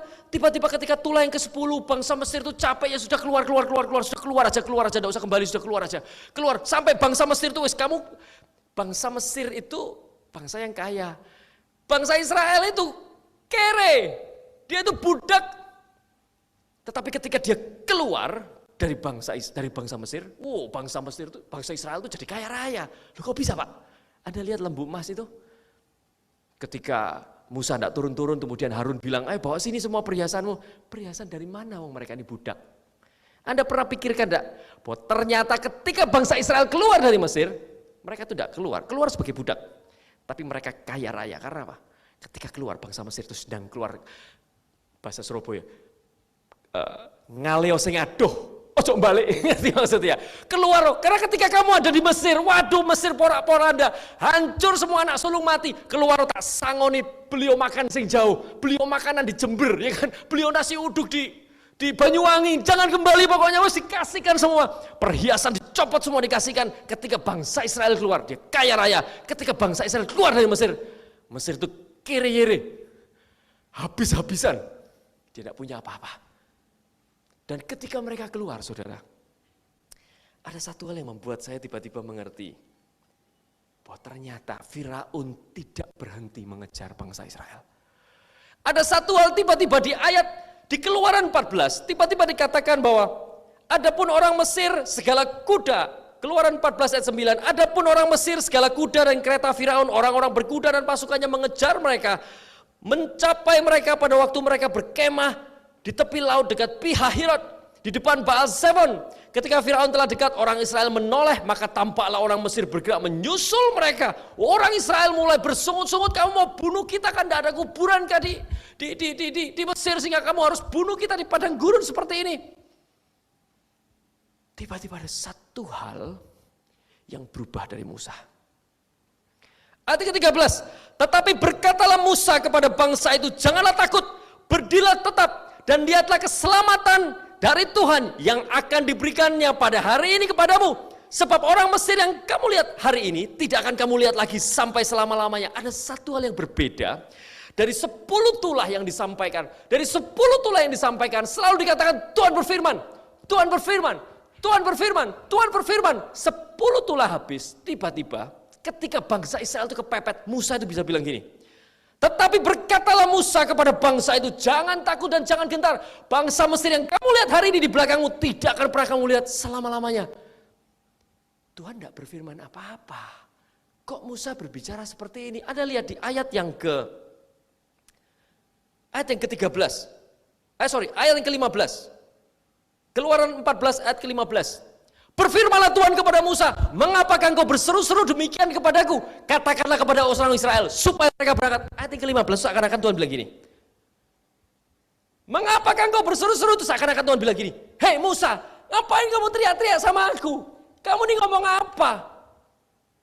Tuhan tuh kayak kaget gini. Loh, aku ini udah firman apa-apa mengenai hal ini. Aku tuh udah pernah berfirman apa-apa mengenai pukulkanlah tongkatmu. Aku udah pernah ngomong sama kamu kalau ternyata nanti ketika kepepet itu akan ada jalan. Tiba-tiba Musa yang berkata-kata kepada bangsa Israel, bahwa Mesir tidak akan kamu lihat lagi. Mulai saat ini dan terakhir kalinya. Tuhan bilang, kamu ngomong apa? Kenapa engkau berseru-seru demikian kepadaku? Tetapi ada satu hal yang indah. Ini yang firman Tuhan katakan. Ini Tuhan yang bilang. Katakanlah kepada orang Israel supaya mereka berangkat. Mujizat itu punyanya Tuhan. Sikap hati itu punya kita. Mujizat itu punya Tuhan. Dan engkau, angkatlah tongkatmu dan ulurkanlah tanganmu. Ini punya Tuhan. Tapi sikap hati itu punya Musa. Kenapa Musa itu bisa bilang gini? Tenang, bangsa Israel. Bahwa Mesir yang hari ini kamu lihat tidak akan pernah kamu lihat. Ini akan terakhir kalinya. Tuhan tidak pernah ngomong apa-apa. Satu hal, 10 tulah itu membuat Musa tahu bahwa Tuhan itu berjalan bersama dengan dia. Ketika Musa itu setuju dengan kehendak Allah, Musa bilang dalam hatinya, oke, aku akan pimpin bangsa Israel. Aku akan bawa mereka masuk ke tanah perjanjian. Tuhan belum bergerak apa-apa. Musa sudah katakan, bangsa Mesir tidak akan pernah kamu lihat lagi. Dan itu menggerakkan hati Tuhan. Seseorang yang bergerak dengan urapan, dia akan seirama dengan apa yang Tuhan mau. Itu sebabnya saudara. Seorang yang bergerak dengan urapan, Anda itu tidak perlu bingung, Tuhan ngomong apa ya? Tuhan kira-kira mau lakukan apa ya? Karena hati Tuhan itu berdetak sama dengan hati Anda. Jantung Tuhan cacap, bergerak sama dengan jantung Anda. Sikap hati itu punya kita. Ketika sikap hati Anda salah, Anda tidak akan pernah lihat Tuhan ngomong apa. Sikap hati itu punya kita. Mujizat itu punya Tuhan. Seringkali kita bilang, Tuhan mujizatnya apa? Tuhan mujizatnya apa? Sikap hatinya tidak pernah berubah. Tetapi ketika kita setuju dengan apa yang Tuhan mau, tiba-tiba orang yang bergerak dengan urapan, dia seirama dengan apa yang Tuhan mau. Dan Tuhan bergerak. Saat itu bisa diangkat lagi. Ayat 16, dan engkau angkatlah tongkatmu, ulurkanlah tanganmu ke atas laut dan belalah airnya sehingga orang Israel akan menyusul orang Israel dan bisa bantu saya apa tulisannya ini? Dan yes, dan seterusnya. Ya. Dan tentunya ketika Musa mengatakan itu, Tuhan langsung support Musa. Go, angkat tongkatmu, pukul airnya. Aku akan buka airnya. Hal yang kayak gini manusia tidak bisa lakukan. Ini bagiannya Tuhan, bagian kita setuju dengan Tuhan. Kalau Anda setuju dengan Tuhan, Anda itu tidak tunggu-tungguan sama Tuhan. Duh, kegerakan Tuhan apa ya hari ini yang mau kita lakukan? Kita lakukan ini, Tuhan setuju dengan kita. Kita lakukan selama apa yang kita setuju itu mengarah kepada tujuannya Tuhan. Anda tidak perlu tunggu-tungguan sama Tuhan. Tuhan, aku mau menangkan area ini. Tuhan, ketika saya ditunjuk di area selatan, rumah saya itu bukan di area selatan, rumah saya itu di Surabaya Barat. Ketika saya ke selatan itu kurang lebih 30-45 menit. Ketika pagi hari saya ditugaskan ke sana, saya harus berangkat lebih pagi dari semua orang. Tetapi ketika saya diberikan secuil hatinya Tuhan, saya tidak tunggu-tungguan lagi. Saya bilang, bahwa saya akan menangkan setiap RT yang ada di selatan. Karena satu jiwa itu berharga buat Tuhan. Saya tidak akan pernah berhenti untuk melangkah. Ketika seseorang setuju dengan hatinya Tuhan, dia akan seirama berjalan dan melangkah dalam detak langkahnya Tuhan. Ada satu hal yang berikutnya. Seseorang yang bergerak dengan urapan Tuhan, kita baca aja ya. Berhubung usia sudah mulai kepala 4, saya copot dulu kacamatanya ya. Semakin tidak kelihatan kalau pakai kacamata ya.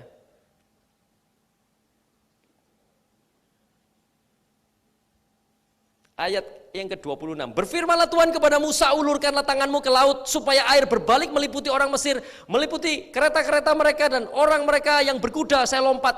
Ayat 29, tetapi orang Israel berjalan di tempat kering dari tengah-tengah laut, sedang kiri dan kanannya mereka itu air seperti tembok bagi mereka. Demikianlah pada hari itu Tuhan menyelamatkan orang Israel dari tangan orang Mesir. Ada satu hal yang saya dapatkan. Ada satu hal yang saya dapatkan. Anda pernah tahu enggak arti kata-kata Musa?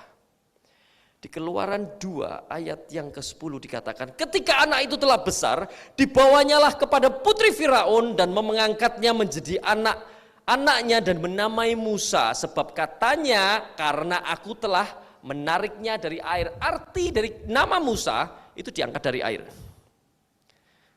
Arti dari nama Musa adalah diangkat dari air. Ada satu hal, ada satu algoritma yang Tuhan bikin begitu indah dalam kehidupan seseorang. Tuhan itu mau pakai setiap Anda apa adanya hari ini. Anda tidak perlu jadi kayak orang lain. Aku pengen kayak jadi pengusaha itu. Aku pengen jadi kayak orang itu loh yang diberkatinya model kayak gini.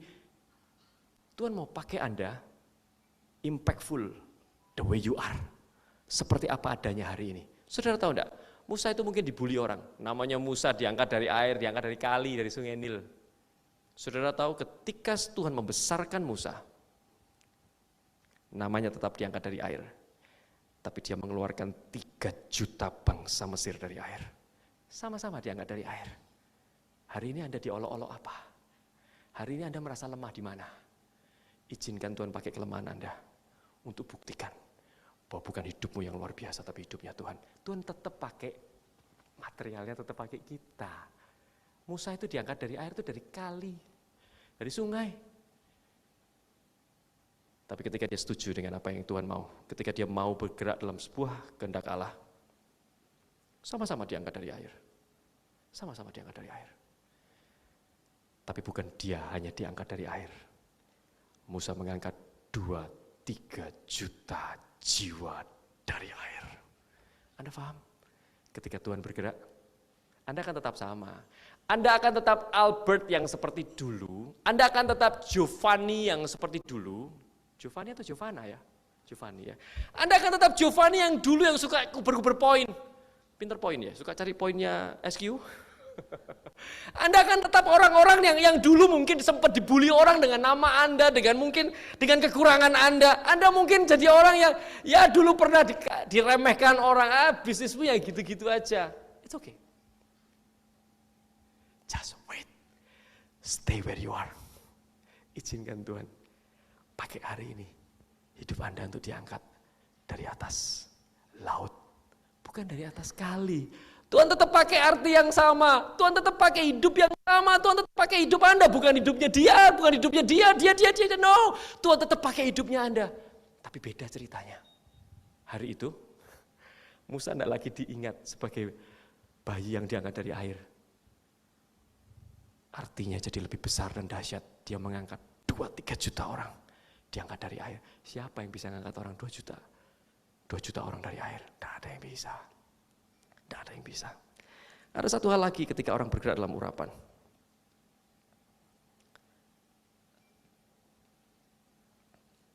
Ada satu hal lagi yang ketika kita bergerak dalam urapan, yang membuat kita itu mengerti bahwa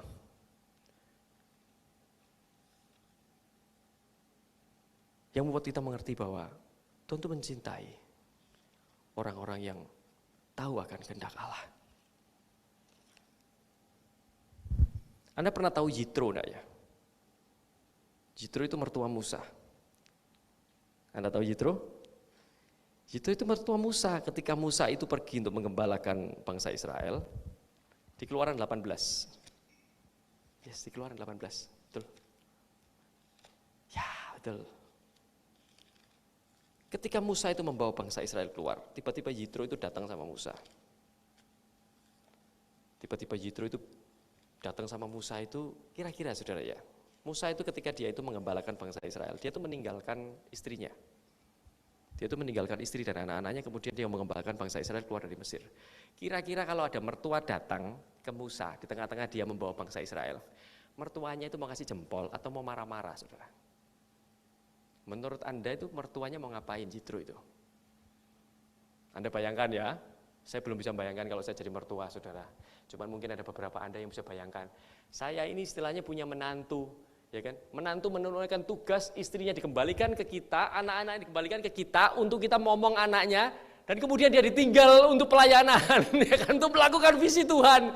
Kira-kira ketika Yitro itu menemui Musa, ketika Yitro itu datang kepada Musa, kira-kira Yitro itu mau marah atau mau bergembira bersama saudara? Yitro itu mau marah sama Musa. Musa, kamu ini tidak masuk akal, pelayanan toy.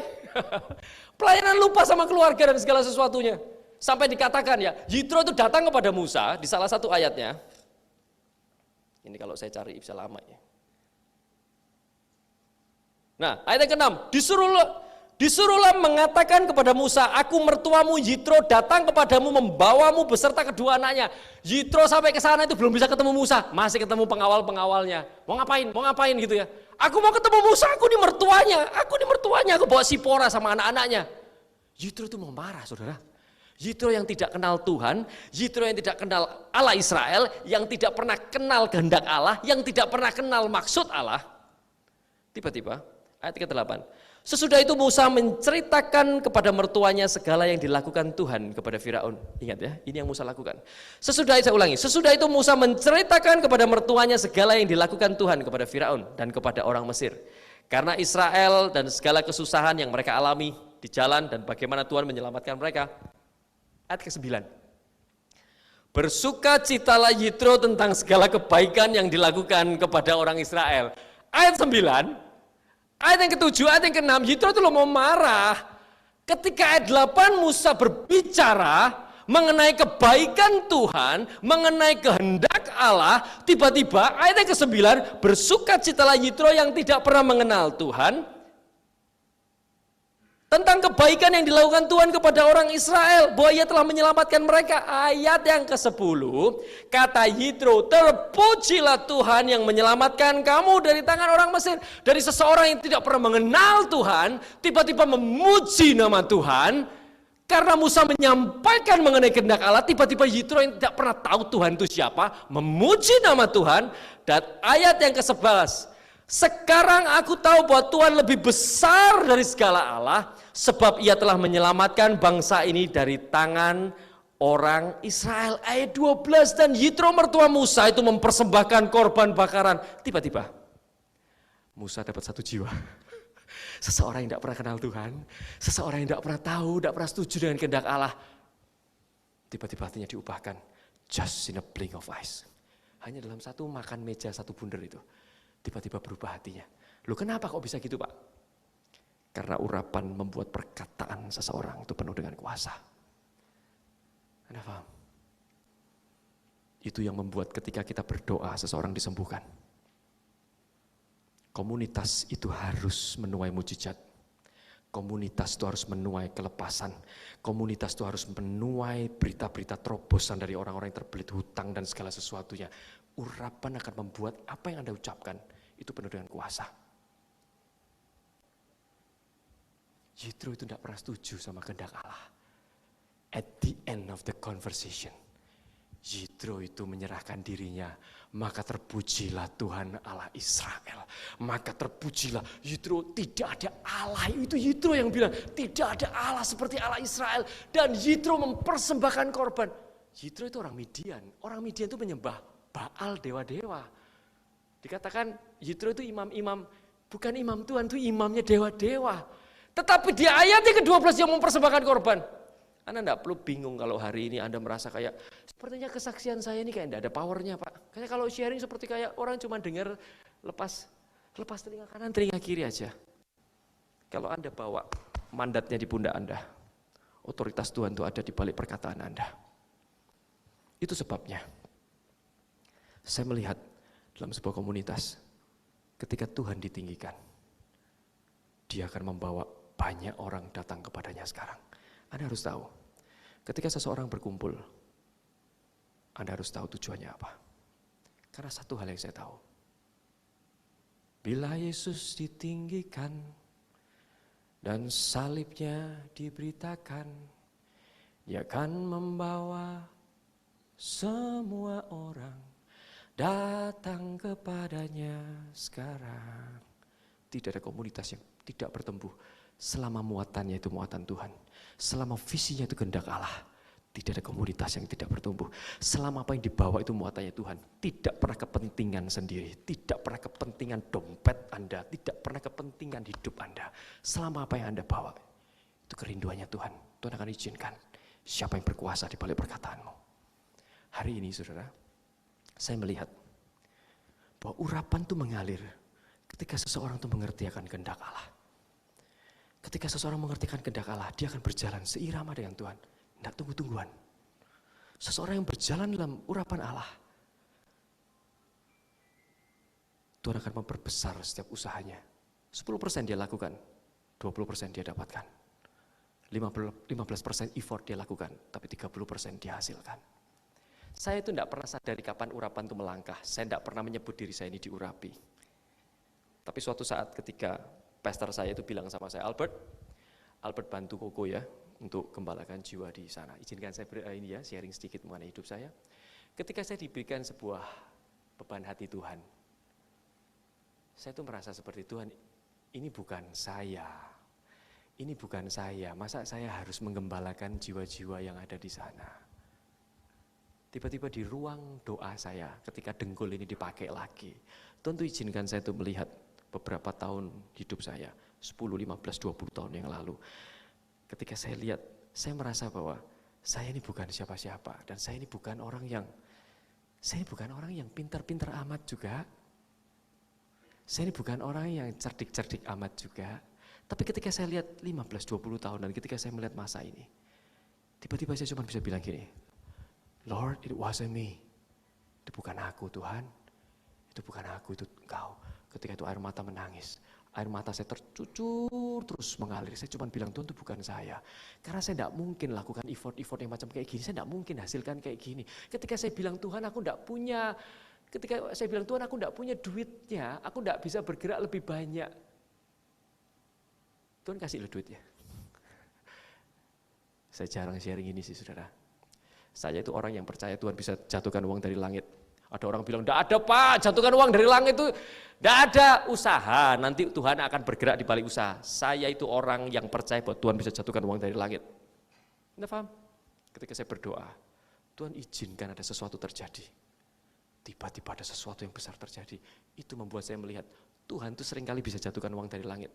Tapi Tuhan tidak lakukan. Kalau Tuhan lakukan, benjol kepala saya. 10 juta aja ya dijatuhkan dari langit. Mungkin Anda tidak sadar setelah kejatuhan 10 juta itu. Tuhan tidak mau lakukan itu menyakiti hidup Anda. Saya Kristen yang percaya Tuhan jatuhkan uang dari langit. Tapi Tuhan tidak mau karena Tuhan sayang sama saya. Anda paham? Bahwa hari ini ketika saya melihat, itu bukan aku Tuhan. Tiba-tiba Roh Kudus bilang gini, bukankah aku yang membentuk hidupmu yang bukan kamu di 10-15 tahun mendatang? Kenapa kamu katakan, kamu tidak mau melakukan ini karena ini bukan kamu. Itu bukan aku, jadi gembala kayaknya bukan aku banget Tuhan. Roh Kudus bilang gini, karena 10-20 tahun yang lalu bukan kamu yang membentuk hidupmu. Masakan kamu takut ketika sesuatu tak lakukan yang bukan rencanamu. Hari ini Anda takut tidak ketika diajak Tuhan melangkah lebih dalam? Hari ini Anda takut tidak ketika Tuhan tantang Anda? Kehendak Allah apa yang ada dalam bisnis Anda? Hari ini Anda takut tidak atau bilang Tuhan, tidak wis Tuhan aku tak segini aja lah. Aku kalau pelayanan ini segini aja, aku tak fokus di pekerjaan. Benarkah Anda membatasi sebuah hati Tuhan karena sebuah alasan pekerjaan? Karena sesungguhnya pekerjaan itu tidak pernah memisahkan seseorang dari Allah. Tuhan memakai hidup Anda dalam pekerjaan Anda untuk menjadi berkat buat banyak orang. Untuk menjadi kesaksian buat banyak orang. Di Kolose dikatakan, saya akan tutup dengan ini. Duh, ya kan sudah tinggal 10 menit. Ada satu ayat firman Tuhan di Kolose. Bentar ya. Ada yang bisa bantu saya? Apapun yang kamu kerjakan, kerjakan seperti itu Tuhan dan bukan untuk manusia. Itu Kolose 3 kalau tidak salah ya.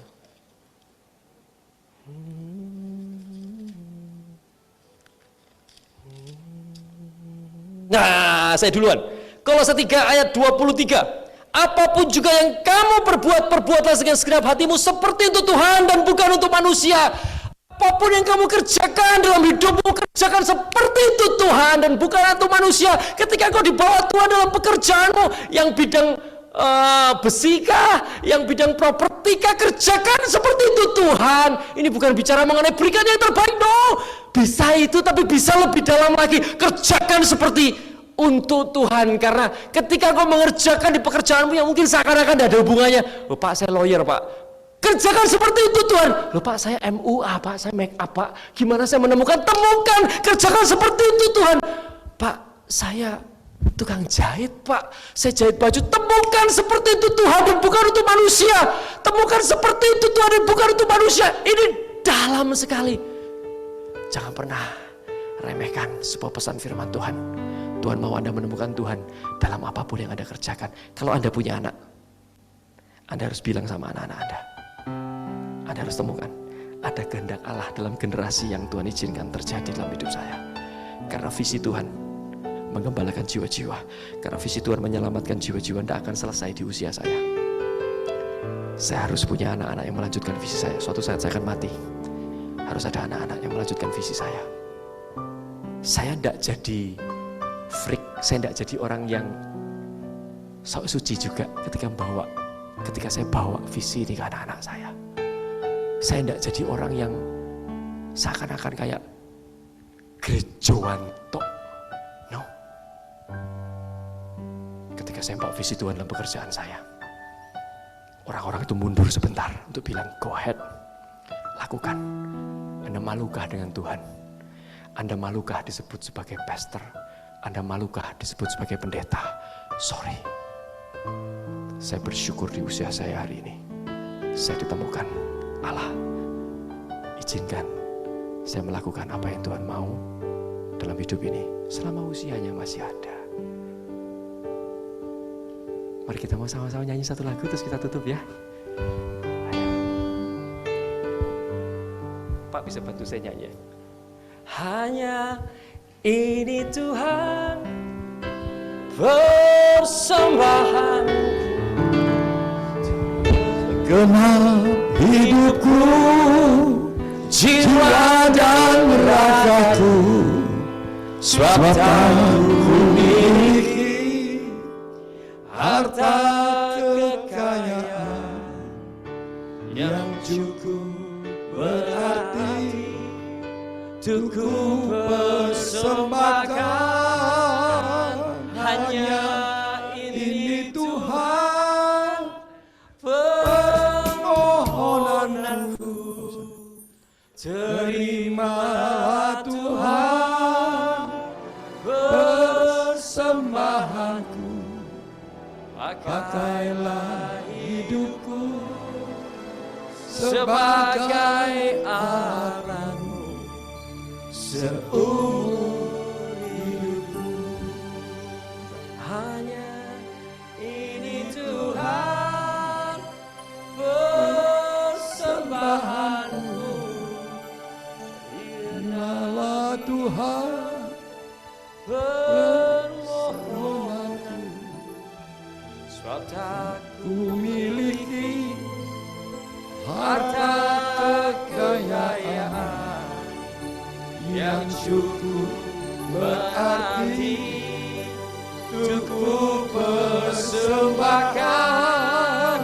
Hanya ini Tuhan permohonanku, terima ya Tuhan persembahanku, pakailah hidupku sebagai alat seumur hidup. Izinkan saya hari ini berdoa.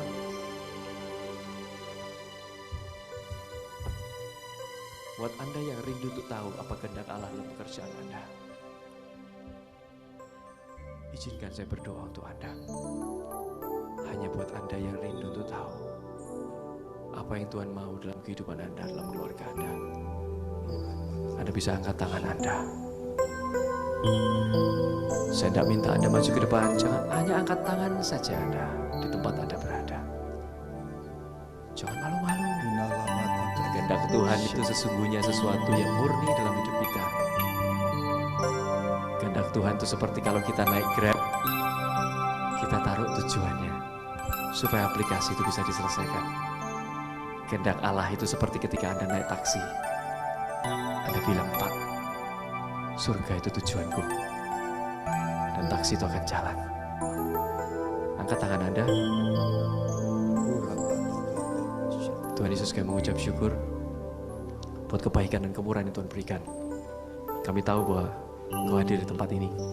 Amin. Ketika 2-3 orang berkumpul, ini ada 50 orang berkumpul mungkin.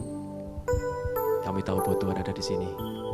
Kalau ada para bisnismen yang bergerak dalam pekerjaan mereka, dalam sekuler mereka, kalau hari-hari ini mereka seperti tidak mantap menggunakan iman mereka, pantas tidak ya aku beriman, pantas tidak ya aku berdoa untuk pekerjaanku, pantas tidak ya aku bilang Tuhan berkati pekerjaanku. Izinkan malam hari ini ketika mereka pulang ke rumah mereka masing-masing, Tuhan menjumpai setiap orang yang mengangkat tangan. Tuhan akan izinkan kehendak Allah itu muncul begitu tajam, dan Anda akan bergerak 2 kali, 3 kali lebih hebat dari apa yang pernah Anda lakukan. Jangan pernah ragukan, selama apa yang Anda bawa itu muatannya Tuhan, Anda tidak perlu ragu. Lakukan seperti apa yang Tuhan mau, seperti untuk Tuhan, dan bukan seperti untuk manusia. Kami mengucap syukur buat hari ini. Kami mengucap syukur buat pesan Tuhan yang diberikan. Biar nama Tuhan saja yang ditinggikan, diagukan, dan dipermuliakan. Di dalam nama Tuhan Yesus Kristus kami berdoa. Haleluya. Amin. Tuhan Yesus memberkati. Yes. Amin. Beri aplaus sekali lagi buat Pak Albert. Kita diberkati malam hari ini, Bapak Ibu. Haleluya. Puji Tuhan ya. Kita diberkati bukan hanya dari Pak Albert aja, tapi juga Brother Gio maupun Brother Yosi. Oke, mungkin ada pertanyaan untuk kita bisa sharingkan bersama. Pak Albert bisa di state, ya. Mungkin saya mewakili aja dulu. Tadi Pak Albert kan memperkenalkan diri ke kita kan sebagai hamba Tuhan, juga dalam sekuler kan, ya. Nah, apalagi otomotif itu, bisa enggak kesaksian, kan saya lihat juga banyak anak-anak muda, tiba-tiba diperhadapkan sesuatu, ini kebutuhan, lalu ini sebenarnya kadang-kadang kita juga tahu bahwa itu bukan keinginan Tuhan, bukan karena perbuatan itu kurang baik, tapi kita diperhadapkan satu anak-anak muda ini harus mencapai ini dulu deh, nanti baru berdoa lagi minta ampun, kan Tuhan Maha Pengampun. Nah, bagaimana Pak Albert waktu menghadapi kehidupan di dalam dunia kerja itu melakukannya seperti apa? Nah, ini yang menegangkan ya kan. Sharingnya oke lah, kalau dikasih pertanyaan ini yang serem ya. Ketika kita masuk dalam dunia pekerjaan, kita itu menghadapi banyak hal abu-abu, betul ya? Ya. Banyak hal yang antara boleh dan tidak, pantas dan tidak, walaupun masyarakat bilang oke, it's okay. Tapi ketika kita itu masuk dalam kehendak Allah, masuk dalam sebuah kebenaran, standar Allah itu tidak pernah turun sejak dari zaman moyang saya sampai sekarang. Yang turun itu standar dunia. Standar dunia itu selalu turun, itu sebabnya hari ini kalau kita itu berhasil dari satu keabu-abuan, bukan berarti kita akan menang dari abu-abu lainnya loh Bapak Ibu sekalian. Karena ke depan bukan abu-abu, ke depan itu biru langit, ke depan itu warna sage, hijau-hijau gimana gitu ya. Abu-abu itu dulu, sekarang yang nilainya dosa tidak seperti itu juga. Tapi ada satu hal ketika kita pegang kebenaran, ketika Giovanni tadi sharing ya, tiba-tiba Roh Kudus bilang seperti ini. Ketika engkau masuk lebih dalam hidupku, it's never been that gray. Itu selalu hitam dan putih. Anda paham ya? Ketika Anda masuk dalam sebuah kebenaran yang lebih dalam, sesungguhnya Anda itu tidak pernah melihat abu-abu kok, seriously. Anda itu lihat antara iya dan tidak. Anda itu melihat antara hitam dan putih. Tetapi bukan berarti kalau kita hari ini masih dalam posisi abu-abu, terus kita, wah berarti kita tidak dalam. No, kalau hari ini Tuhan masih izinkan kita untuk melihat di area abu-abu, saya cuma bisa bilang gini loh, Tuhan tuh punya tongkat. Tongkat itu bisa dipakai buat mengajar langsung ya kan, tapi tongkat itu bisa dipakai untuk mengarahkan. Anda paham ya? Tapi satu hal yang Anda harus pahami, ketika ada perasaan tidak enak itu muncul, Anda harus mulai paham bahwa Tuhan tidak suka. Dan Anda harus mulai berdoa untuk apa yang tidak suka itu Anda tanggulangi. Jangan nikmati ketidaksukaan itu terus tidak lakukan apa-apa. Karena apa? Sesuatu yang tidak enak mengganjal dalam hati, terus Anda tidak pernah perhatikan, Anda akan kebal. Sampai suatu saat ketika Anda melakukan hal ini, Anda tidak pernah tahu. Dosa itu bisa tidak enak di hati. Tapi suatu saat ketika Anda terus berdosa, dosa itu kayak hal yang biasa. Ketika Anda mulai ditegur sama Tuhan, Anda tidak boleh nikmati. Saya itu selalu ilustrasikan. Kalau Anda itu ditegur sama Tuhan, itu kayak ringtone di HP Anda. Kalau istri saya telepon, lagunya itu kalau anak saya telepon tuh lagunya gitu ya. Kalau rekan kerja saya telepon, perasaan tidak enak yang Tuhan kasih dalam hidup kita itu seperti signal handphone. Ketika ada perasaan tidak enak, apa yang Anda harus lakukan? Pakai kembali dengkul yang tadi saya sampaikan, tuh berdoa, Tuhan bantu aku untuk tahu jalan keluarnya dari perasaan tidak enak ini. Aku mau loh tidak punya seperti ini, aku mau bebas dari rasa tidak enak, rasa abu-abu, bantu aku. Dan Anda bergumul tentang hal ini, Tuhan akan lepaskan Anda. Karena ketika Anda dapatkan signal dan Anda lakukan apa-apa, itu seperti ini loh. Ketika Anda itu dapat telepon ya, terus lagunya itu apa? Janjimu seperti fajar pagi hari. Ketika Anda dapat telepon terus lagunya gitu, Anda tidak angkat teleponnya, tapi Anda itu gini, janjimu seperti fajar. Sementara teleponnya bunyi, Anda penyembahan seperti fajar pagi hari. Oh, teleponnya terus bunyi. Lu telepon tuh diangkat. Ketika Tuhan kasih satu signal perasaan tidak enak, Tuhan bilang tanggulangi, berdoalah. Tapi malah penyembahan karena perasaan tidak enak itu dinikmati dan dibiarkan saja. Itu seperti orang dikasih telepon, orang ditelepon, janjimu seperti fajar. Harusnya diangkat Pak, kok malah penyembahan yang telepon juga, lu kok enggak diangkat-angkat, Anda paham ya? Ketika itu bunyi krik, Tuhan dikasih perasaan enggak enak itu, tit, Anda mulai berdoa, Anda mulai bertemu dengan leader Anda, Go atau Pak, apa yang harus saya lakukan? Anda mulai tanggulangi, walaupun Anda belum ketemu jalan keluarnya. Tetapi Tuhan akan tuntun Anda, Tuhan tuh lihat hatinya kok. Tuhan tuh lihat hatinya kok. Enggak bijak juga, ya itu satu kelas iman yang berbeda pastinya. Kalau hari itu Anda langsung putuskan untuk tinggalkan segala sesuatu, Anda akan melihat jalan Tuhan, pasti. Tapi saya itu izinkan bahwa tongkat itu bisa dragging, tapi bisa pukul. Tuhan bisa pukul Anda, sama-sama pindahnya. Dragging itu sama-sama pindahnya, tapi tidak menimbulkan luka. Anda paham ya? Tuhan itu punya tongkat. Kalau Anda diingatkan baik-baik, Anda bergeser. Anda akan bergeser dari dosanya. Anda tidak akan pernah membekas sakitnya. Tapi kalau Anda itu bandel, ya jangan salahkan Tuhan kalau Tuhan pakai tongkatnya itu pukul sedikit, sama-sama pindahnya, tapi sakit, menimbulkan bekas. Jadi kalau memang ada hal-hal yang hal-hal abu-abu yang mungkin harus dipikirkan, datang sama leader Anda. Saya tidak akan bisa memberikan sebuah penjelasan gamblang di sini. Mengenai apa? Mengenai kehidupan, mengenai kualitas kah, atau mengenai bahan kah, atau mengenai apa pajak kah, saya tidak bisa menjelaskan dengan gamblang. Izinkan Anda untuk bertemu dengan orang-orang yang menggembalakan Anda untuk tanya, sebaiknya saya seperti apa. Karena langkah itu akan membawa Anda untuk digembalakan. Karena ketika Anda kerasa tidak enak dan terus Anda nikmati aja, suatu saat Anda tidak akan lagi kerasa itu. Dan Anda tidak akan kerasa kalau itu dosa. Jadi hiduplah dalam sebuah kebenaran, lebih dalam semakin tidak banyak cobaan. Lebih dalam semakin Anda tidak lihat abu-abunya. Buat orang-orang abu-abu, buat saya tidak, itu iya dan tidak. Anda paham ya? Anda paham ya? Beberapa orang mengatakan sebelum menikah ya tidak boleh ciuman Pak. Buat saya mungkin kekudusan itu tidak memancing dengan ciuman dan segala sesuatu itu ya dan tidak, itu hitam dan putih. Beberapa orang itu abu-abu Pak. Ya go ahead, itu ujian imanmu. Anda paham ya? Anda paham ya? Saya harap Anda mengerti mengenai hal ini, tidak bisa dijelaskan dengan praktikal, dengan begitu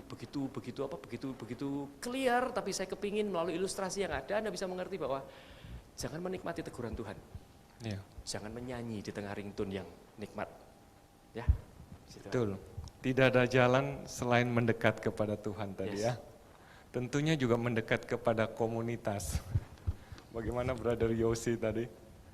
Orang emosional, tapi di dalam komunitas sedikit demi sedikit beliau boleh diubahkan. Yes. Ayo. Saya sendiri juga sambil nunggu ya. Saya sendiri juga bukan orang yang sempurna. Jadi sesekali dulu ya, ketika saya berusaha untuk menjadi lebih sabar, itu pun pergumulan buat saya, kayak Yosi juga. Saya itu orang yang cukup sumbu pendek. Saya merasa orang-orang di sekeliling saya itu kalau setir mobil itu ujian, menguji hidup saya. Padahal istri saya kalau setir mobil, dia merasa kayak tidak ada yang menguji, semua biasa aja. Buat saya kalau orang nyalip saya, terus rating itu kayak menguji kesabaran saya. Jadi seakan-akan saya itu tidak pernah lulus dari sana gitu ya. Seakan-akan saya tidak pernah lulus. Tapi ketika saya lulus ya, bukan orang-orang itu tidak pernah nguji saya, tapi saya tidak pernah merasa diuji sama orang-orang itu. Ya. Kalau Anda tidak pernah lulus di situ, Anda tidak pernah lihat kemenangannya. Yes. Ya. Oke. Jadi saya mewakili teman-teman juga mengucapkan banyak terima kasih buat Pak Albert. Puji Tuhan, atas dari pelayanannya. Karena waktu, jadi saya beri sedikit closing statement, kira-kira apa yang bisa bekal buat anak-anak muda yang hadir malam hari ini. Ada satu penutupan yang menurut saya ini closure yang bagus. Bahwa tidak pernah salah untuk melihat kehendak Allah dalam hidup kita. Jangan merasa dianehkan orang ketika Anda itu mengintegrasikan pekerjaan Anda dengan kehendak Allah. Jangan pernah dibilang orang, oh kamu tuh freak atau apa. No, itu sesuatu yang jelas di depan. Tuhan tuh sudah bilang, Tuhan tuh sudah kasih tahu bahwa segala sesuatu jelas di depan. Kenapa kok kita tidak mau lakukan? Yes. Kita main satu game ya, Main satu game boleh ya? Boleh. Ini bisa main sama anak-anak ya. Kita buka tangan kita gini. Semua gini. Come on. It's okay. Saya yang salah enggak mungkin saya minta untuk menyanyi. Kecuali Seva nanti ya. Ya, ayo. Oke ya, saya minta semua untuk buka tutup gini ya, buka tutup gini. Semua punya pace sendiri, mau buka tutup gini atau mau pelan gini silakan. Saya akan bilang berhenti ketika Anda berhenti, oke semua, terus stop. Anda berhenti tidak boleh berubah ya. Anda ngikuti saya ini semua ditutup. Oke, sekarang buka tutup ya. 1, 2, 3 go ya. Kalau saya bilang stop, Anda stop. Gini aja, saya tak buka tutup di belakang sini supaya Anda tidak kelihatan, oke? Saya kalau bilang stop. Oke, stop. Oke, sekarang saya bilang ya. Sekarang saya bilang. Ini peraturannya. Yang dibuka masuk surga, yang ditutup masuk neraka. Oke, berarti beberapa yang masuk surga? Oke, beberapa. Saya juga masuk neraka, ya kan? Kita ulangi sekali lagi. Buka tutup. Stop. Yang dibuka masuk neraka, yang ditutup masuk surga. Ketiga kalinya saya minta Anda lakukan, pasti Anda bilang gini, Pak, yang jelas Pak, tolong aturannya di depan, supaya kita tahu dibuka itu masuk surga atau ditutup yang masuk neraka, supaya kita itu bisa mempersiapkan diri dibuka apa ditutup. Betul ya? Betul ya? Sekarang saya tanya, saya bilang kasih peraturannya. Dibuka masuk surga ya. Oke, let's do it. 1, 2, 3, go. Buka tutup, stop. Sekarang lebih banyak yang masuk surga kan? Karena Anda tahu peraturannya. Tapi pertanyaan saya bukan ini. Anda kan sudah tahu peraturannya dibuka masuk surga. Kenapa Anda buka tutup? Bukankah saya tadi bilang buka tutup. Kenapa Anda buka tutup? Bukankah saya bilang buka tutup? Kan saya sudah bilang peraturannya dibuka masuk surga. Kenapa Anda buka tutup? Anda dapat poinnya enggak? Sesuatu yang sudah clear di depan, Anda tidak usah tawar. Sesuatu yang sudah clear di depan, Anda tidak usah tawar. Sesuatu yang jelas di depan, Anda tidak perlu tawar. Anda paham ya? Hidup kita itu akan berakhir di suatu saat, suatu tempat. Sudah clear. Bagaimana membawa hidup Anda dengan benar? Kehendak Allah akan membawa Anda ke tempat yang sama. Sampai jumpa di tujuan yang sama. Yes. FGB man. Be strong in the Lord. Boleh saya coba ya? Boleh coba ya? Please, balas ya. Bentar lagi saya pulang ya. FGB man. Be strong the Lord. Be strong in the Lord. FGB man. Terima kasih. Oke, sekali lagi kita beri aplaus buat Pak Albert. Oke, Pak Bernard sekalian memberikan kita sepatah dua kata lalu ditutup dalam doa untuk kita akhiri pertemuan kita malam hari ini. Terima kasih Bapak. Ya, tentunya malam hari ini kita sangat diberkati ya dengan Gio, dengan Yosi, dengan Pak Albert, ya toh. Dan tadi kita juga tahu bahwa bekerja itu harus dengan urapan. Urapan itu gimana? Kalau kita menurut kehendak Tuhan. Kalau kita menuruti akan firman Tuhan, ingat baik-baik itu. Nah, kita akan pulang dengan satu ayat saja, tapi saya tidak khotbah loh, Saudara. Dalam 1 Korintus 10 ayat 31. Ya, habis itu kita doa, ya. Jadi sekali lagi, bekerja dengan urapan. Jangan hanya mikirkan kerjaannya, tapi pada waktu kerja ingat Tuhan. Apa yang menjadi kehendakmu, Bapak? Ketika saya bekerja ini, apa yang harus saya lakukan? Apa yang harus saya katakan? Dan apakah yang saya kerjakan ini mempermuliakan Tuhan? Itu kuncinya yang bisa dibawa sampai kekal selama-lamanya. Kita baca ya bersama-sama. 1, 2, 3. 31. Aku menjawab, jika engkau makan, atau jika engkau minum, atau jika engkau melakukan sesuatu yang lain, lakukanlah semuanya itu untuk kemuliaan Allah. Katakan amin, saudara. Sekali lagi ya. Aku menjawab, jika engkau makan, atau jika engkau minum, atau jika engkau melakukan sesuatu yang lain, lakukanlah semuanya itu untuk kemuliaan Allah. Untuk tahu kita apakah itu memuliakan Tuhan, hiduplah dalam kekudusan. Engkau akan dibela oleh Tuhan. Engkau akan peka akan mendengar suara Tuhan. Hidup dalam kebenaran, hidup dalam kekudusan. Buang pikiran-pikiran yang nggak bener itu. Tontonan-tontonan, apa yang kita dengar, yang hal-hal yang sia-sia, yang membuat iman kita tidak bertumbuh, buang. Maka kita akan sungguh-sungguh akan merasa satu kepekaan. Saya sangat diberkati dengan Yusuf. Dia selalu ingatnya tuh Tuhan, terus dia kudus. Sehingga pada waktu dia menghadapi pencobaan, menghadapi perselingkuhan, dia bisa hidup untuk mempermuliakan Tuhan. Dia bisa tolak itu. Dan dia katakan, masakan aku berbuat kesalahan yang sebesar itu dengan berbuat dosa terhadap Allah. Bayangkan nih menghadapi godaan perselingkuhan tidak ada orang, tetapi dia yang ingatnya hanya Tuhan. Itulah yang membuat dia menerima segala yang terbaik. Walaupun harus masuk penjara, tapi bagi Allah tidak ada barang yang mustahil. Dari penjara bisa langsung jadi raja muda. Bahkan itu dibawa sampai hidup yang kekal. Ayo kita berjanji untuk hidup kekudusan, hidup benar di hadapan Tuhan. Maka kita akan melihat apapun yang kita lakukan sehari-hari, itu akan mempermuliakan Dia, menyenangkan hati Bapa di sorga. Menyenangkanmu, menyenangkanmu. Ayo kita bangkit berdiri yuk. Menyenangkanmu. Oke, bentar ya. Menyenangkanmu, senangkanmu. Hanya itu kerinduanku.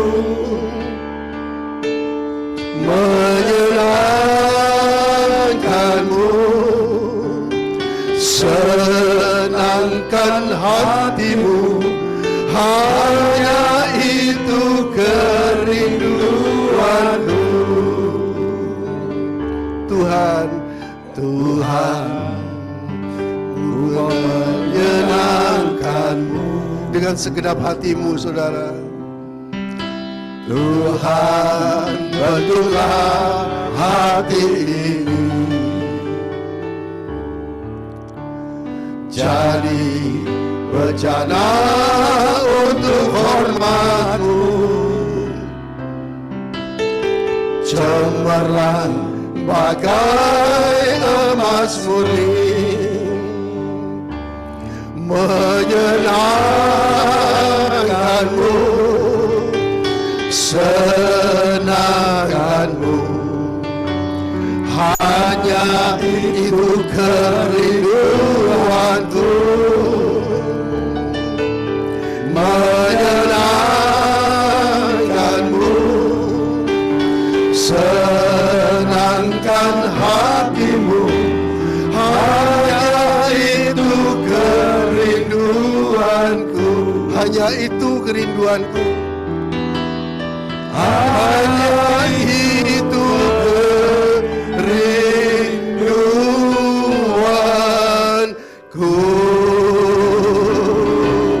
Kami sembah Engkau,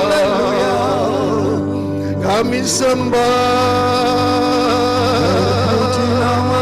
kami sembah Engkau, Tuhan. Haleluya. Terima kasih Bapa untuk pengurapan-Mu yang ada di tengah-tengah kami. Kami rindu untuk melakukan kehendak Bapa di sorga, supaya hidup kami ini menjadi hidup yang berkenan di hadapan-Mu. Engkau sudah pakai hamba-hamba-Mu, Gio, Yosi, dan juga Pak Albert, supaya dengan demikian menjadi berkat buat kami semuanya pada malam hari ini. Dan saat ini kami berjanji, kami mempersembahkan tubuh kami sebagai persembahan yang hidup, yang kudus, dan yang berkenan di hadapan Tuhan. Kami tidak mau lagi serupa dengan dunia, tetapi kami mengalami pembaruan pada mindset kami, pada budi kami, sehingga kami bisa membedakan kehendak Allah, apa yang baik, yang berkenan kepada Tuhan, dan yang sempurna. Karena Tuhan memberikan hikmat kepada kami. Terima kasih Bapa, Terima kasih. Mari kita terima saudara. Terima kasih. Segala hikmat yang Tuhan sudah berikan. Dan kiranya Tuhan memberkati dan melindungi kita semuanya. Tuhan menyinari kita dengan wajahnya. Dan memberikan kasih karunia. Tuhan menghadapkan wajahnya kepada kita semuanya. Dan memberikan damai sejahtera. Berkat yang terbaik dari Allah Bapa. Kasih karunia dalam Tuhan Yesus Kristus. Dalam persekutuan dengan Roh Kudus. Kiranya menyertai kita sekalian. Mulai saat ini sampai Maranatha. Tuhan Yesus datang yang kedua kalinya. Bahkan sampai kekal selama-lamanya. Ayo kita yang percaya, kita terima doa berkat ini dengan penuh sukacita. Dan yang percaya dan sudah diberkati, kita katakan amin. Selamat malam. Tuhan Yesus memberkati kita semua. Terima kasih.